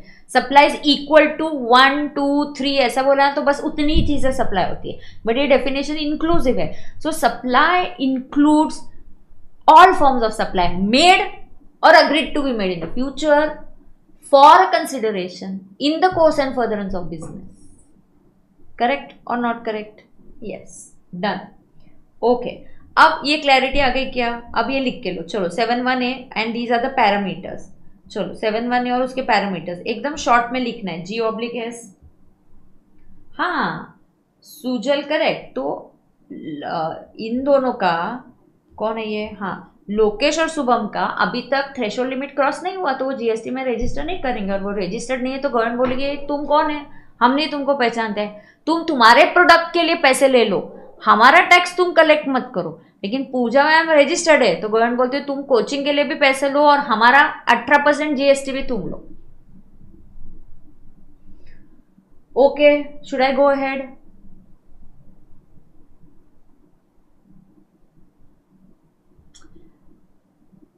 Really trust me, this is going to be the easiest way that you're going to learn GST. I'm not going to complicate it, I'm going to make it very crystal clear. Yes, note it down, come on. If I'll show you these parameters and everything is there in my theory book. 2 minute में just screen change करती हूँ। I want to show you my theory book. बहुत ही cute book बनाई है। Beginning में सारे sections दिए हुए हैं आपको। फर्स्ट पेज पे ये देखो, ये सेक्शंस है 7(1)(a, 7(1)(a), ये सारे सेक्शंस है। अब यहाँ पे देखेंगे हम, हर पेज पे आप ऊपर देखोगे और उसका सेक्शन नंबर लिखा हुआ होगा। तो इस पेज पे 7(1)(a) का डिस्कशन है, यहाँ पे सेक्शन 7 है। 7(1)(a) का डिस्कशन है, यहाँ 7(1)(b) चल रहा है, तो सेक्शन 7 कंटिन्यूड ही है। 7(1)(c) शेड्यूल 1, जहाँ जहाँ शेड्यूल 1 है देखो हर पेज पे आपको दिखेगा शेड्यूल 1 चल रहा है। देखो हर पेज के टॉप पे आपको, आप जस्ट ऊपर देखोगे, आप देखना चाहोगे कि मैं कहाँ हूँ। थ्योरी में आपको खुद को बीच बीच में पूछना पड़ता है मैं कहाँ हूँ, हम क्या पढ़ रहे हैं, अच्छा हम सप्लाई पढ़ रहे हैं, अच्छा हम सेक्शन 7 पढ़ रहे हैं। Get a bird's I first view completely इस चैप्टर में हम क्या पढ़ने वाले हैं, राइट? यस। तो अगर मैं आपको दिखाती हूँ, is my theory book also quite sufficient? Exactly the same thing I told you here. Supply ये एक टैक्सेबल इवेंट है। ये देखो सप्लाई इंक्लूड्स, अगर यहाँ 7(1)(a) है, 7(1)(a) क्या बोलता है ये learn, supply includes all form of supply made और agreed to be made for consideration in the course of business. Supply में क्या क्या है? Supply means sale, transfer, barter, exchange, licence, rental, lease और डिस्पोजल ऑफ जी और S or both.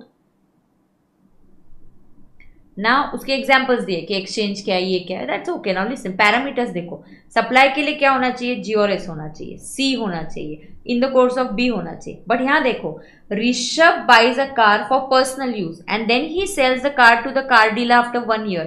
ये personal transaction, not in the course of B, therefore not treated as supply, क्योंकि ऋषभ का काम गाड़ियां बेचना नहीं है। Riya sells old bangles, she is not in jewellery business यार, टू कल्याण ज्वेलर, तो this is not a supply because यहाँ पे बी मिसिंग है। ये सब होंगे तो ही सप्लाई आएगा, करेक्ट। ये देखो, Pooja ma'am registered supply, students unregistered, same supply taxable supply होना चाहिए। मतलब अगर मैं हेल्थ केयर दे रही हूँ, मैं डॉक्टर बन गई, तो then there is no GST. ये 7(1)(a) हो गया। What is 7(1)(a)? Supply includes all forms of supply made or agreed to be made for a consideration in the course of business. And इसके कुछ essential parameters है जो आपको पता होना चाहिए। सप्लायर का टैक्सेबल पर्सन होना जरूरी है, रेसिपिएंट का टैक्सेबल पर्सन होना जरूरी नहीं है। Do you get this?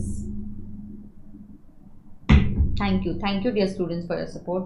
It really feels nice. Okay. सो ये समझा कि नहीं समझा? आपको लिख के लेना है, चलो लिख के लो। बी ए लिटिल क्विक, अगर लिख के लेना है तो थोड़ा सा राइटिंग स्पीड बढ़ाना पड़ेगा, बराबर है कि नहीं?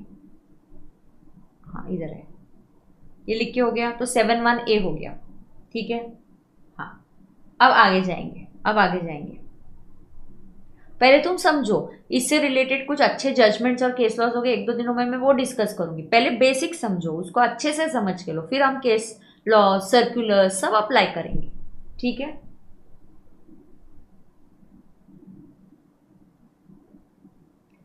रेंटिंग में विश्वा हर बार नहीं होता है वो बिजनेस और नॉन बिजनेस, ऐसा नहीं होता है, रेंटिंग एक अलग है, ठीक है ना। तो चलो सुन के लो अभी। 7(1)(a) इसको थोड़ी देर के लिए स्किप करेंगे, पेंडिंग रखेंगे, ओके, छोटा मोटा, उसको इतना इंपॉर्टेंट नहीं। 7(1)(b), अब इधर आयरनी देखने का। 7(1)(b) में लिख के हो गया क्या सबका? एंड यूट्यूब पर ही है वैसे तो, हाँ। और स्पीड में जीडी वाले 1.25 से ऊपर नहीं, 1.75 पे गए तो देखना फिर, बिल्कुल नहीं। हाँ अब सुनना, 7(1)(b) ये भी सप्लाई है, this is also supply. 7(1) supply है, 7(2) नॉट अ सप्लाई। इस तरफ सप्लाई है 7(1) और इस तरफ 7(2) क्या है? Not a supply. झेपता है कि नहीं झेपता है?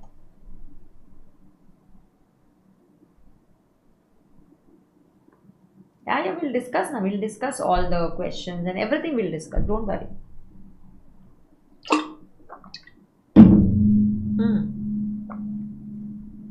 Exactly. आयरनी है, सेक्शन में बी है, बट मैंने बी यहां टिक किया या क्रॉस किया, तुम सुन के लो।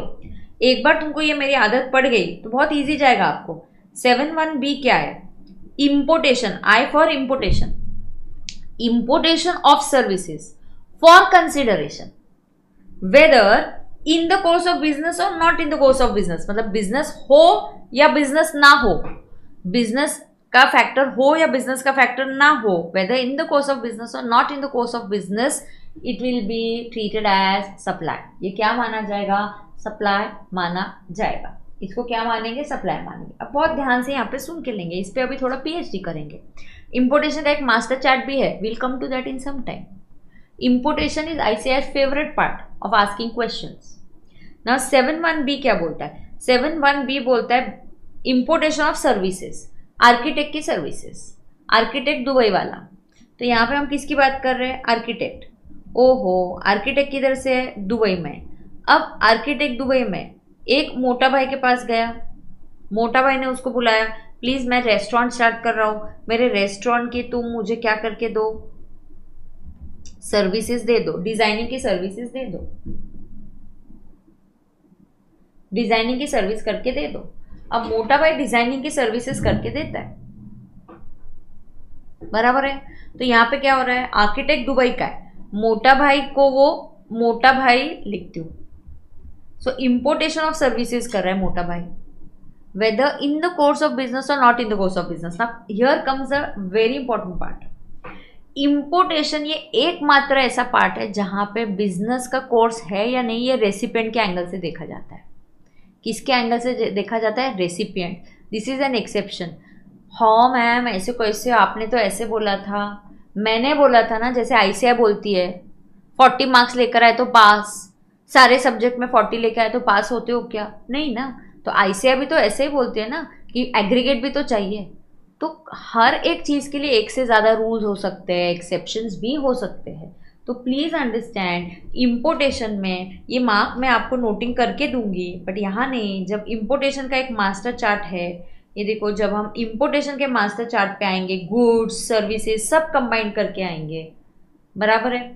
तो इम्पोर्टेशन के मैं मास्टर चार्ट पे आऊँगी तब मैं आपको लिखवा के दूंगी कि यहाँ business is from whose point of view is from point of view of recipient। तो रेसिपिएंट के व्यू पॉइंट से देखते हैं कि it is in the course of business और सब जगह हम सप्लायर के व्यू पॉइंट से देखते हैं, सिर्फ इंपोर्टेशन में हम रेसिपिएंट के व्यू पॉइंट से देखते हैं। तो जैसे कि रुको जरा, जैसे कि यहां पे देखो, आर्किटेक्ट मोटा भाई एंड चमेली। अब चमेली ने भी उसी आर्किटेक्ट को हायर किया, लेकिन अपने घर का डिजाइनिंग करने के लिए हायर किया, घर के डिजाइनिंग के लिए हायर किया। मोटा भाई ने रेस्टोरेंट के डिजाइनिंग। अब हम किसके व्यू पॉइंट से देखते हैं? रेसिपिएंट। आर्किटेक्ट तो वही है दुबई में, बट यहां पे मैं बोलूंगी it is in the course of business, यहां पे मैं बोलूंगी it is not in the course of business. तो एक whether in the course of business. अब देखो यहाँ बी है या बी नहीं है तो भी चलेगा, बट सेक्शन में तो बी है, प्रोविजन में बी हो या बी नहीं हो तो भी चलेगा, ये सप्लाइज माना जाएगा। तो ये कहीं कुछ ही एक्सेप्शनल केसेस है जहां बिजनेस नहीं है फिर भी सप्लाई माना जा रहा है। तो इंपोर्टेशन ऑफ सर्विस, दुबई वाला आर्किटेक्ट मुझे सर्विसेज दे रहा है, importation of services whether in the course of business और not in the course of business, वो सप्लाई माना जाएगा। बट भाई कंसिडरेशन चाहिए, यहाँ पे सी होना चाहिए। Importation of services for consideration whether B is there और बी इज नॉट देयर। मोटा भाई अपने रेस्टोरेंट के लिए डिजाइनिंग कर रहा है तो मोटा भाई के एंगल से it is in the course of business, but चमेली अपने हाउस के लिए डिजाइनिंग कर रही है तो चमेली के लिए it is not in the course of business, but फिर भी दोनों चीजें सप्लाई मानी जाएंगी। शुभम को अभी तक याद है इंटर का? इनफैक्ट मैं आपको एक सेंटेंस बताती हूँ, जब मैं इंपोर्टेशन के चार्ट में आती हूँ मैं जनरली बच्चों को बोलती हूँ कि याद रखो इंपोर्टेशन को बी या सी किसी एक का साथ जरूरी है, उसको आइदर बी चाहिए या तो सी चाहिए। यहाँ सी आ गया तो वो खुश है, बोले in the course of business और not in the course of business हमको फर्क नहीं पड़ता। अब आपको मैं सिखाने भी वाली हूँ, आगे अगले चैप्टर में सिखाने वाली हूँ, ये एक सप्लाई है क्या? है। ये भी सप्लाई है क्या? है। ये टैक्सेबल है और this gets covered under RCM. तो ऐसे केस में जो रिसीवर है वही जाके गवर्नमेंट को टैक्स पे करता है। सी, जब आप मुझे कोचिंग क्लास की फीस देते हो, who goes to the government to pay the GST on that? I, supplier. Supplier is liable to go to the government and pay the GST, but when I say recipient RCM, who is liable to go to the government and pay GST? Receiver. Recipient is liable. तो ऐसे case में it is getting covered under RCM.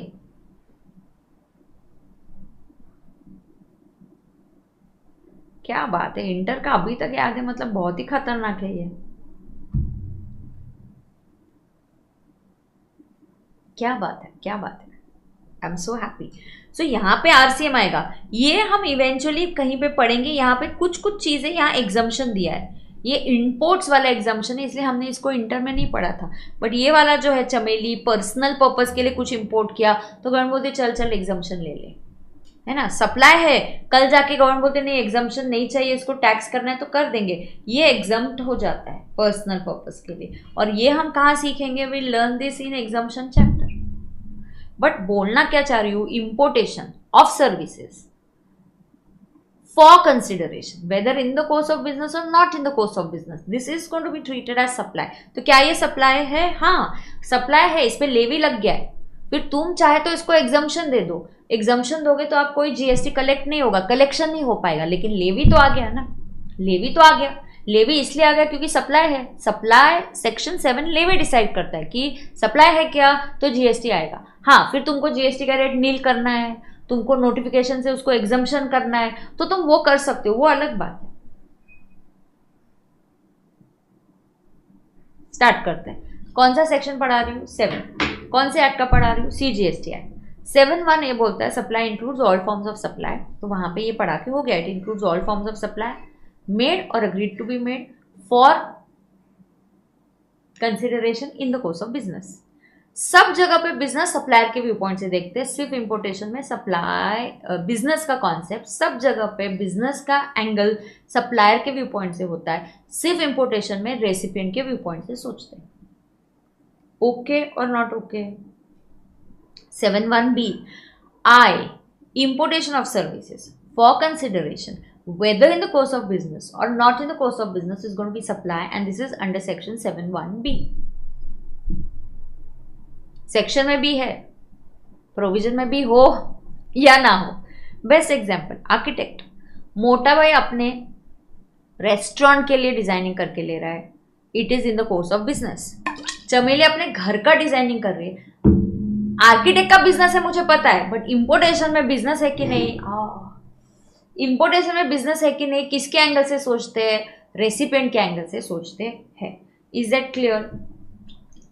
तुमको लगेगा, तुमको फटाफट समझ में आ रहा है, तो तुमको ऐसा नहीं लगना चाहिए मैम बहुत फास्ट पढ़ा रही है। क्रिस्प वे में पढ़ाना एक स्किल होता है, राइट? तो ऐसे मत बोलना मैम ने बहुत फास्ट पढ़ा दिया, लर्न तो हो रहा है, समझ में तो आ रहा है ना।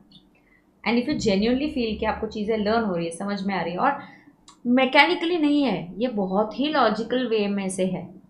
और यहाँ पे भी आरसीएम में क्यों है ये लॉजिक बताऊंगी। अरे वो आर्किटेक्ट दुबई वाला कब जाके रजिस्टर करेगा और गवर्नमेंट को टैक्स देगा? इट्स ईजियर एंड कन्वीनियंट कि मोटा भाई बिजनेस ही कर रहा है तो भाई उसी को बोलो तू ही आरसीएम में टैक्स दे दे।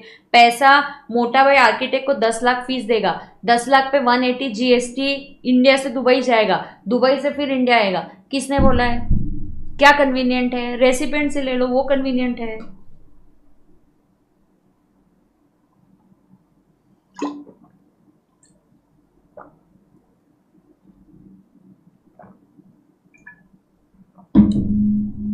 निकिता मैम चमेली वाला एग्जाम्प्ट नहीं समझा, नहीं सिखाया, एग्जाम्पशन के चैप्टर में सिखाऊंगी। जब importation of services personal purpose के लिए इंडिविजुअल करता है ना, इंडिविजुअल करता है, उसमें कुछ कंडीशंस है, ये समटाइम्स एग्जाम्प्ट हो सकता है। आप बोल सकते हो sometimes exempt, we will learn. ये सप्लाई है क्या? पहला स्टेप को step by step, don't worry about it. पहले is this a supply? Yes, you will say because of section 7(1)(b it is a supply, क्योंकि इंपोर्टेशन ऑफ सर्विस आ रहा है। हाँ, अब इस सप्लाई पे टैक्स लगेगा या नहीं लगेगा, एग्जम्पशन चैप्टर में मैं सिखाऊंगी कि ये वाले सप्लाई को हमने एग्जम्प्ट कर दिया है फ्रॉम टैक्स।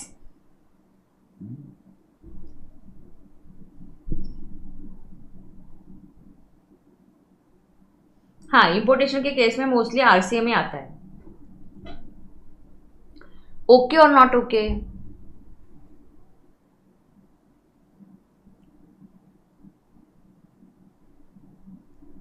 चमेली के केस में वो किस चीज का डिजाइनिंग करके ले रही है? घर का।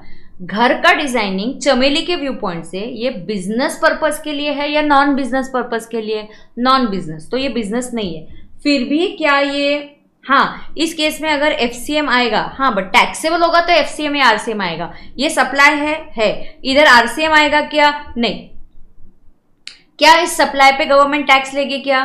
शायद नहीं लेगी, एग्जम्पशन के चैप्टर में सीखेंगे। बराबर है? yes, if not exempt it will come under FCM, absolutely. RCM FCM comes into picture only if there is some tax collection.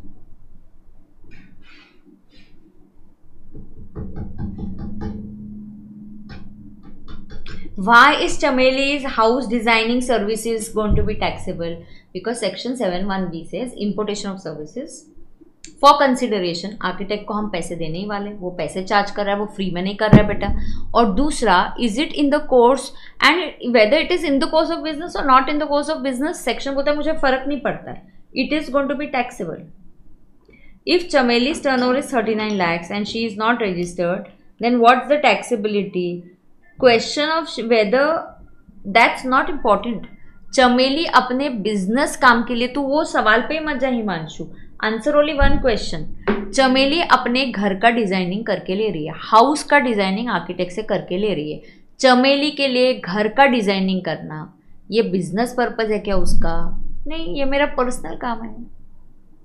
तो क्या ये सप्लाई होगा? हाँ। क्या इस सप्लाई पे टैक्स लगेगा कि नहीं अभी नहीं पता है हमको, बट क्या ये सप्लाई है? यस, बिल्कुल है।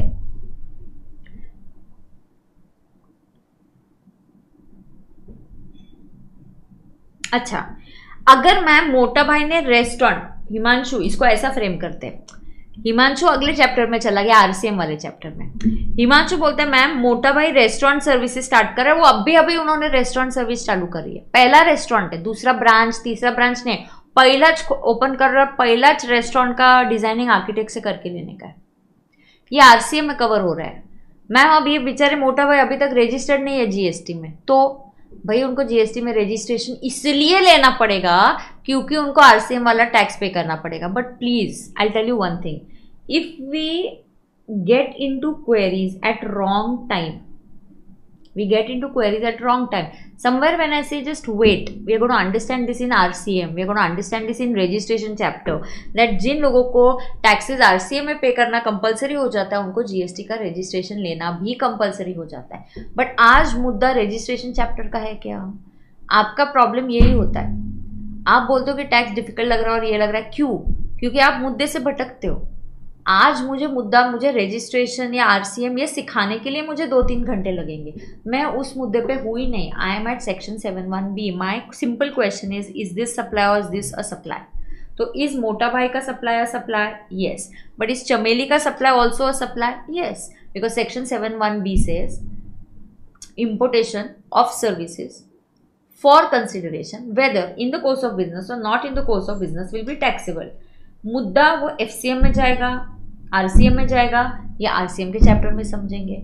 अगर हमें कुछ एग्जम्पशन देना है तो एग्जम्पशन के चैप्टर में समझेंगे। मोटा मोटी मैम ने अभी इतना ही बता दिया कि ये आरसीएम में आएगा और ये समटाइम्स कुछ कंडीशन सेटिस्फाई हुई तो एग्जम्प्ट होगा, अगर ये एग्जम्प्ट नहीं हुआ तो ये एफसीएम में आ जाएगा। इससे ज़्यादा अभी इस पर चर्चा नहीं करेंगे। इस चर्चा को किस पॉइंट पे स्टॉप करना चाहिए? यहाँ, कि ये सप्लाई है क्या। ओके, फिर से स्टार्ट करते। तो देखो ये सप्लाई है क्या, इस चर्चा पे इसको स्टॉप करना चाहिए। तो ये सप्लाई है क्या, इस चर्चा पे आपको इसको स्टॉप करना चाहिए, आपको इसको इस पॉइंट पे स्टॉप करना है कि ये सप्लाई है क्या। हाँ, ये वाला पार्ट कहीं और पढ़ने वाले, ये वाला part later on, but is it a supply? Yes. इसमें किसी को डाउट है क्या? हिमांशु, मिश्वा, किसी को और डाउट है क्या?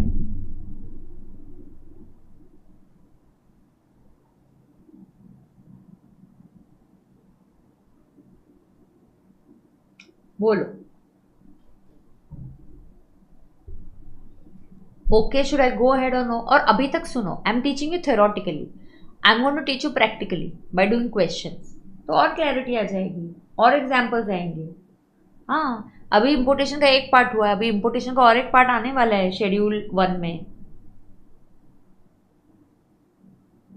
And don't worry if you feel कि हाँ ma'am we are understanding so fast, it's good, you are in CA final now, your maturity level is quite good, you will understand it fast।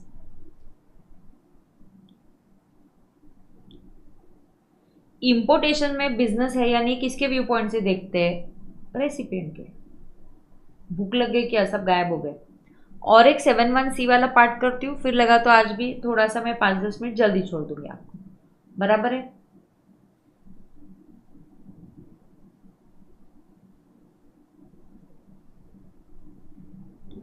आगे 7(1)(c) की बात करें।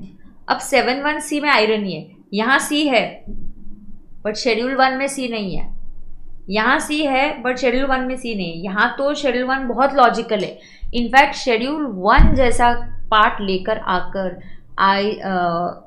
GST ने बहुत बढ़िया काम किया है।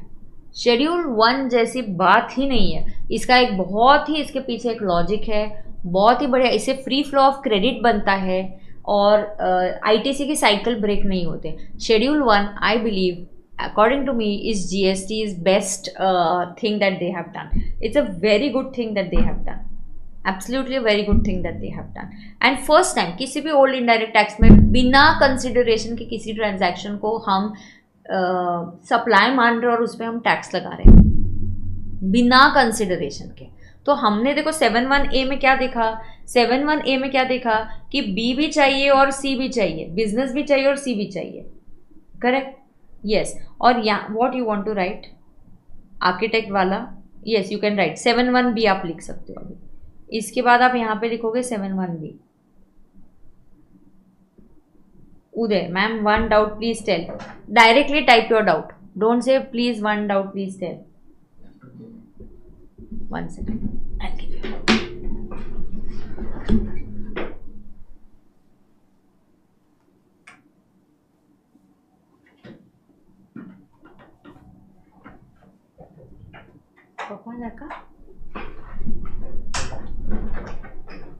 You have to straight away type, don't wait.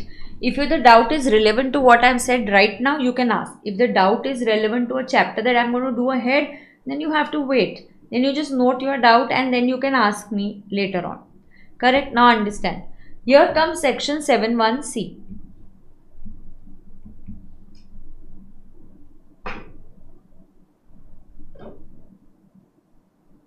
Section 7 inter और फाइनल का सेम है क्या? हाँ सेम है, क्योंकि एक्ट वही है, वही एक्ट पढ़ा है, वही सेक्शन पढ़ा है, सच्ची में सेम है।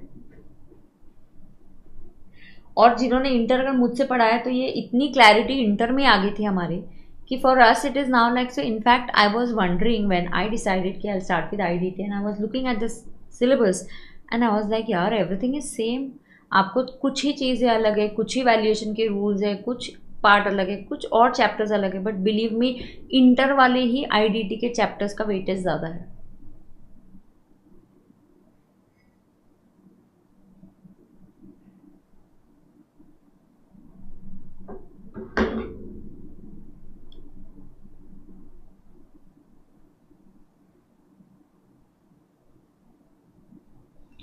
भावना ऐसे कुछ नहीं है, नो भावना। ओके, शुभम को वो भी याद है, बार एपीआई, माय गॉड क्या बात है।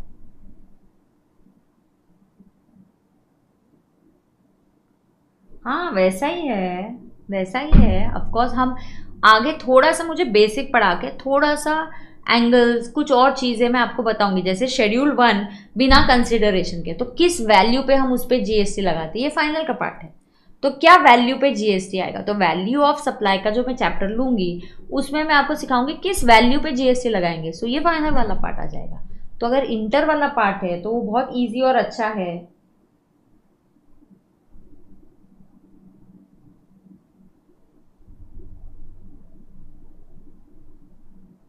करेक्ट है, चलो अब सुन के लो। Whole batch will not be on YouTube, no it's only the supply के कुछ पार्ट तक मैं यूट्यूब पे होगा और फिर लेक्चर ऐप पे शिफ्ट हो जाएगा बेटा। And believe me right now the launch price of the batch is really very reasonable. Okay, it's available on SPC YouTube, SPC website और ऑन माई वेबसाइट।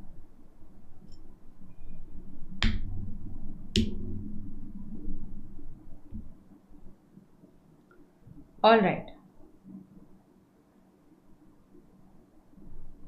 नाउ देखो यहाँ पे 7(1)(b) लिखो। 7(1)(b) क्या बोलता है, इंपोर्टेशन, शॉर्ट में लिखो so it's easy for us to understand. Importation of services for C, exam में ऑफकोर्स ऐसे नहीं लिख सकते, for C for consideration whether in the course of B और नॉट, मतलब बी है या बी नहीं है। और इसका एग्जाम्पल आर्किटेक्ट वाला, ये सब है बेटा। एक्चुअली आई टेल यू, आपके पास अगर ब्रेन मैपिंग यहाँ पे है ना, इंपोर्टेशन देखो सब है यहाँ पे, इंपोर्टेशन के मास्टर चार्ट में सब है। ये देखना 7(1)(b), तो 7(1)(b) हम यहाँ पे लिखते हैं। 7(1)(b) क्या बोलता है, importation of service for consideration, फिर वेदर यहाँ बी है या बी नहीं है, ये सप्लाई है। और यहाँ पे हम एग्जाम्पल देते हैं आर्किटेक्ट वाला, तो आप ये नोटबुक में भी लिख सकते हो जैसे आप अभी लिख रहे हो यहाँ पे। तो मैं यहाँ पे आपको नोटबुक में क्या लिखना है वो लिख के दे रही हूँ, ये वाला, importation of service for consideration whether in the course of B और नॉट। और फिर हम लिखेंगे आर्किटेक्ट वाला एग्जाम्पल। अब आर्किटेक्ट की तरह दुबई में, अब वो सर्विसेज किसको दे रहा है, he is giving some services for consideration, तो कंसिडरेशन है। He is giving this service for to Mota Bhai restaurant designing, restaurant का डिजाइनिंग करके दे रहा है, रेस्टोरेंट का इंटीरियर डिजाइनिंग, और ये चमेली को भी दे रहा है। अब चमेली को जब सर्विस दे रहा है, this is the home designing, home का इंटीरियर। अब फॉर चमेली होम का interior is B is not there, but for मोटा बाई when he is doing restaurant का बी इज देयर। तो ये भी सप्लाई हुआ और ये भी सप्लाई हुआ, और ऐसा इसलिए हुआ, this is supply as per 7(1)(b) and this is also supply as per 7(1)(b). Now of course we're going to learn आगे that this supply gets covered under RCM and ये either exempt हो सकता है कि sometimes, और अगर exempt नहीं है, if not exempt then FCM, if not exempt then it will come under FCM। ये अगला पार्ट आज का पार्ट नहीं है, अगला part is just extra which I am going to teach आगे। अभी का पार्ट क्या है, ये सप्लाई है या सप्लाई नहीं है। अभी और लोग हैं आगे, बहुत ही इंपॉर्टेंट पार्ट कि आईटीसी में 1 to 1 को रिलेशन होता है क्या, एफसीएम आरसीएम, बहुत ही इंपॉर्टेंट पार्ट्स मैं आपको सिखाने वाली हूँ जो आगे हमें हेल्प करेगी। और कल अगला पार्ट जो क्या होगा पता है क्या, 7, इसका अगला पार्ट 7(1)(c) है। अब 7(1)(c) में क्या आयरनी है, यू कैन जस्ट ऐड, इसके आगे क्या है 7(1)(c).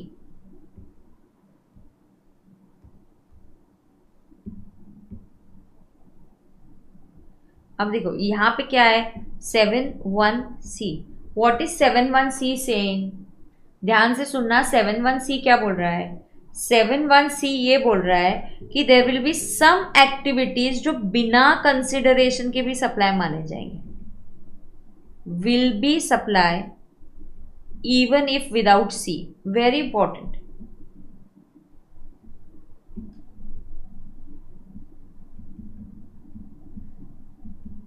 So some activities will be supply even if it is without consideration, and this happened first time ever in the history of indirect taxes। पहले VAT था, service tax था, कभी भी कहीं पे भी बिना कंसिडरेशन के टैक्स नहीं लगता था, and that is covered in these 4 activities। There are 4 paras or 4 activities which we are going to cover in schedule 1। So schedule 1 talks about 4 activities, so there's para 1, para 2, para 3, para 4। schedule 1 is very important, fine, schedule 1 is the same, उसमें कोई change नहीं है, correct है। तो अभी इस time पे यहाँ पे स्टॉप करेंगे थोड़ा सा, और हम शेड्यूल 1 से कल से स्टार्ट करेंगे। Yes, you can right this, this is absolutely for you guys, and आपको लिखना है। एंड ऑफ कोर्स ये कौन सी एक्टिविटीज है, बिल्कुल पीयूष को याद है, मिश्वा को याद है, oh my God, bar API, memory technique also you remember, it is bar API, that's the memory technique. इस शेड्यूल 1 का भी एक मास्टर चार्ट है, इस शेड्यूल 1 का भी एक मास्टर चार्ट है। तो हर चीज़ मैं आपको 2 पेजेस में सप्लाई खत्म करवा सकते हैं, लेकिन वो खत्म होने, वो जब होगा तब। अब देखो यहाँ पे अगर आप शेड्यूल 1 देखते हो, ये देखो उसका मास्टर चार्ट है, तो दिस अ मास्टर चार्ट। तो ये जो मास्टर चार्ट है आपको बार बार लिखने हैं और बार बार इनके कंडीशंस लर्न करने हैं। तो यहाँ पे क्या है, बार API, so B is business asset, R is related person, deemed distinct person, AP is agent principal, I is importation. my speed is okay or do you think I'm teaching you fast? आपको मेरा teaching fast लग रहा है या speed okay लग रहा है?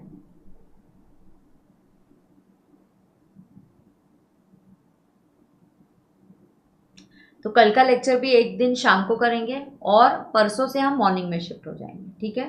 तो कल का लेक्चर भी हम शाम को करेंगे। Is that okay with everybody? All right, so anybody having any queries? Yes, now is the time so that you can clear your queries। Bar API क्या है, डोंट वरी अबाउट इट, मैं कल सिखाने वाली हूँ, शेड्यूल 1 में कल सिखाऊंगी।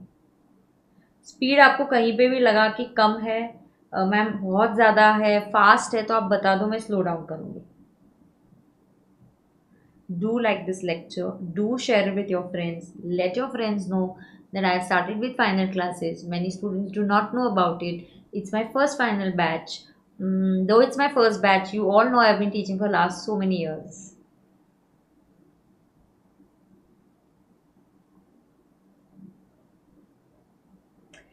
और मॉर्निंग के क्लास में भी कोई एब्सेंट नहीं रहेगा, सब लोग मुझे प्रॉमिस करेंगे कि आप अटेंड करने वाले हो, ठीक है?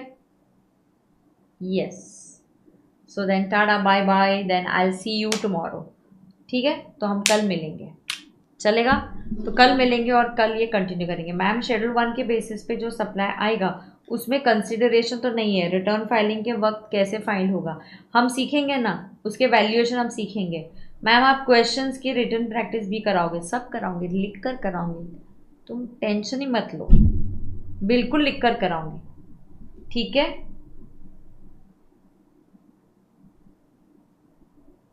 एक ही सेकेंड ना।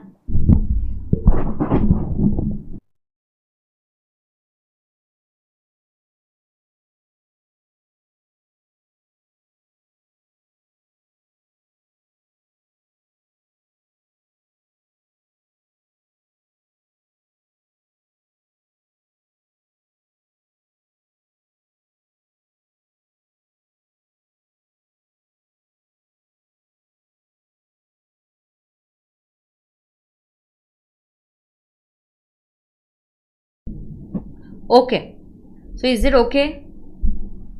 मज़ा आ गया ना? Absolutely yes. मैम वो समझा सकते हो क्या एक बार? मिश्वा क्या समझाओ बता। हाँ हाँ मैं सब समझाऊंगी, don't worry. Composition supplier scheme pays GST from own pocket and he is liable to pay same like other direct taxes. And why is it called indirect tax instead of that?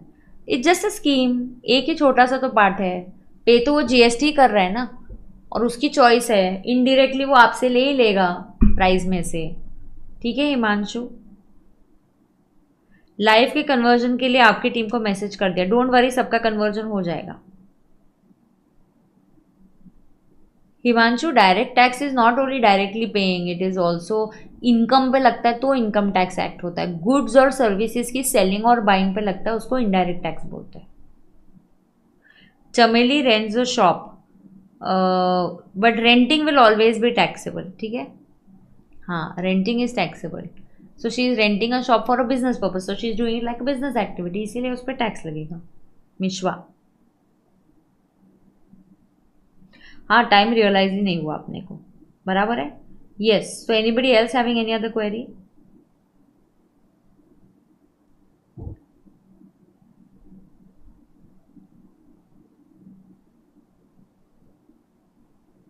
All okay? चलो, so I stop the class here, I see you tomorrow at 7 o'clock। तो कल शाम को मिलेंगे 7 बजे, सही है क्या? किसी को कोई प्रॉब्लम है? नहीं? चलो all right, tata, see you. Himanshu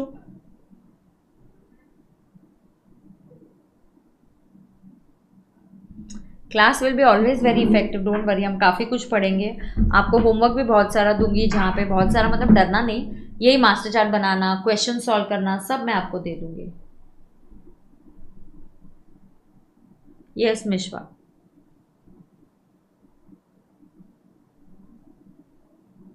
all right, चलो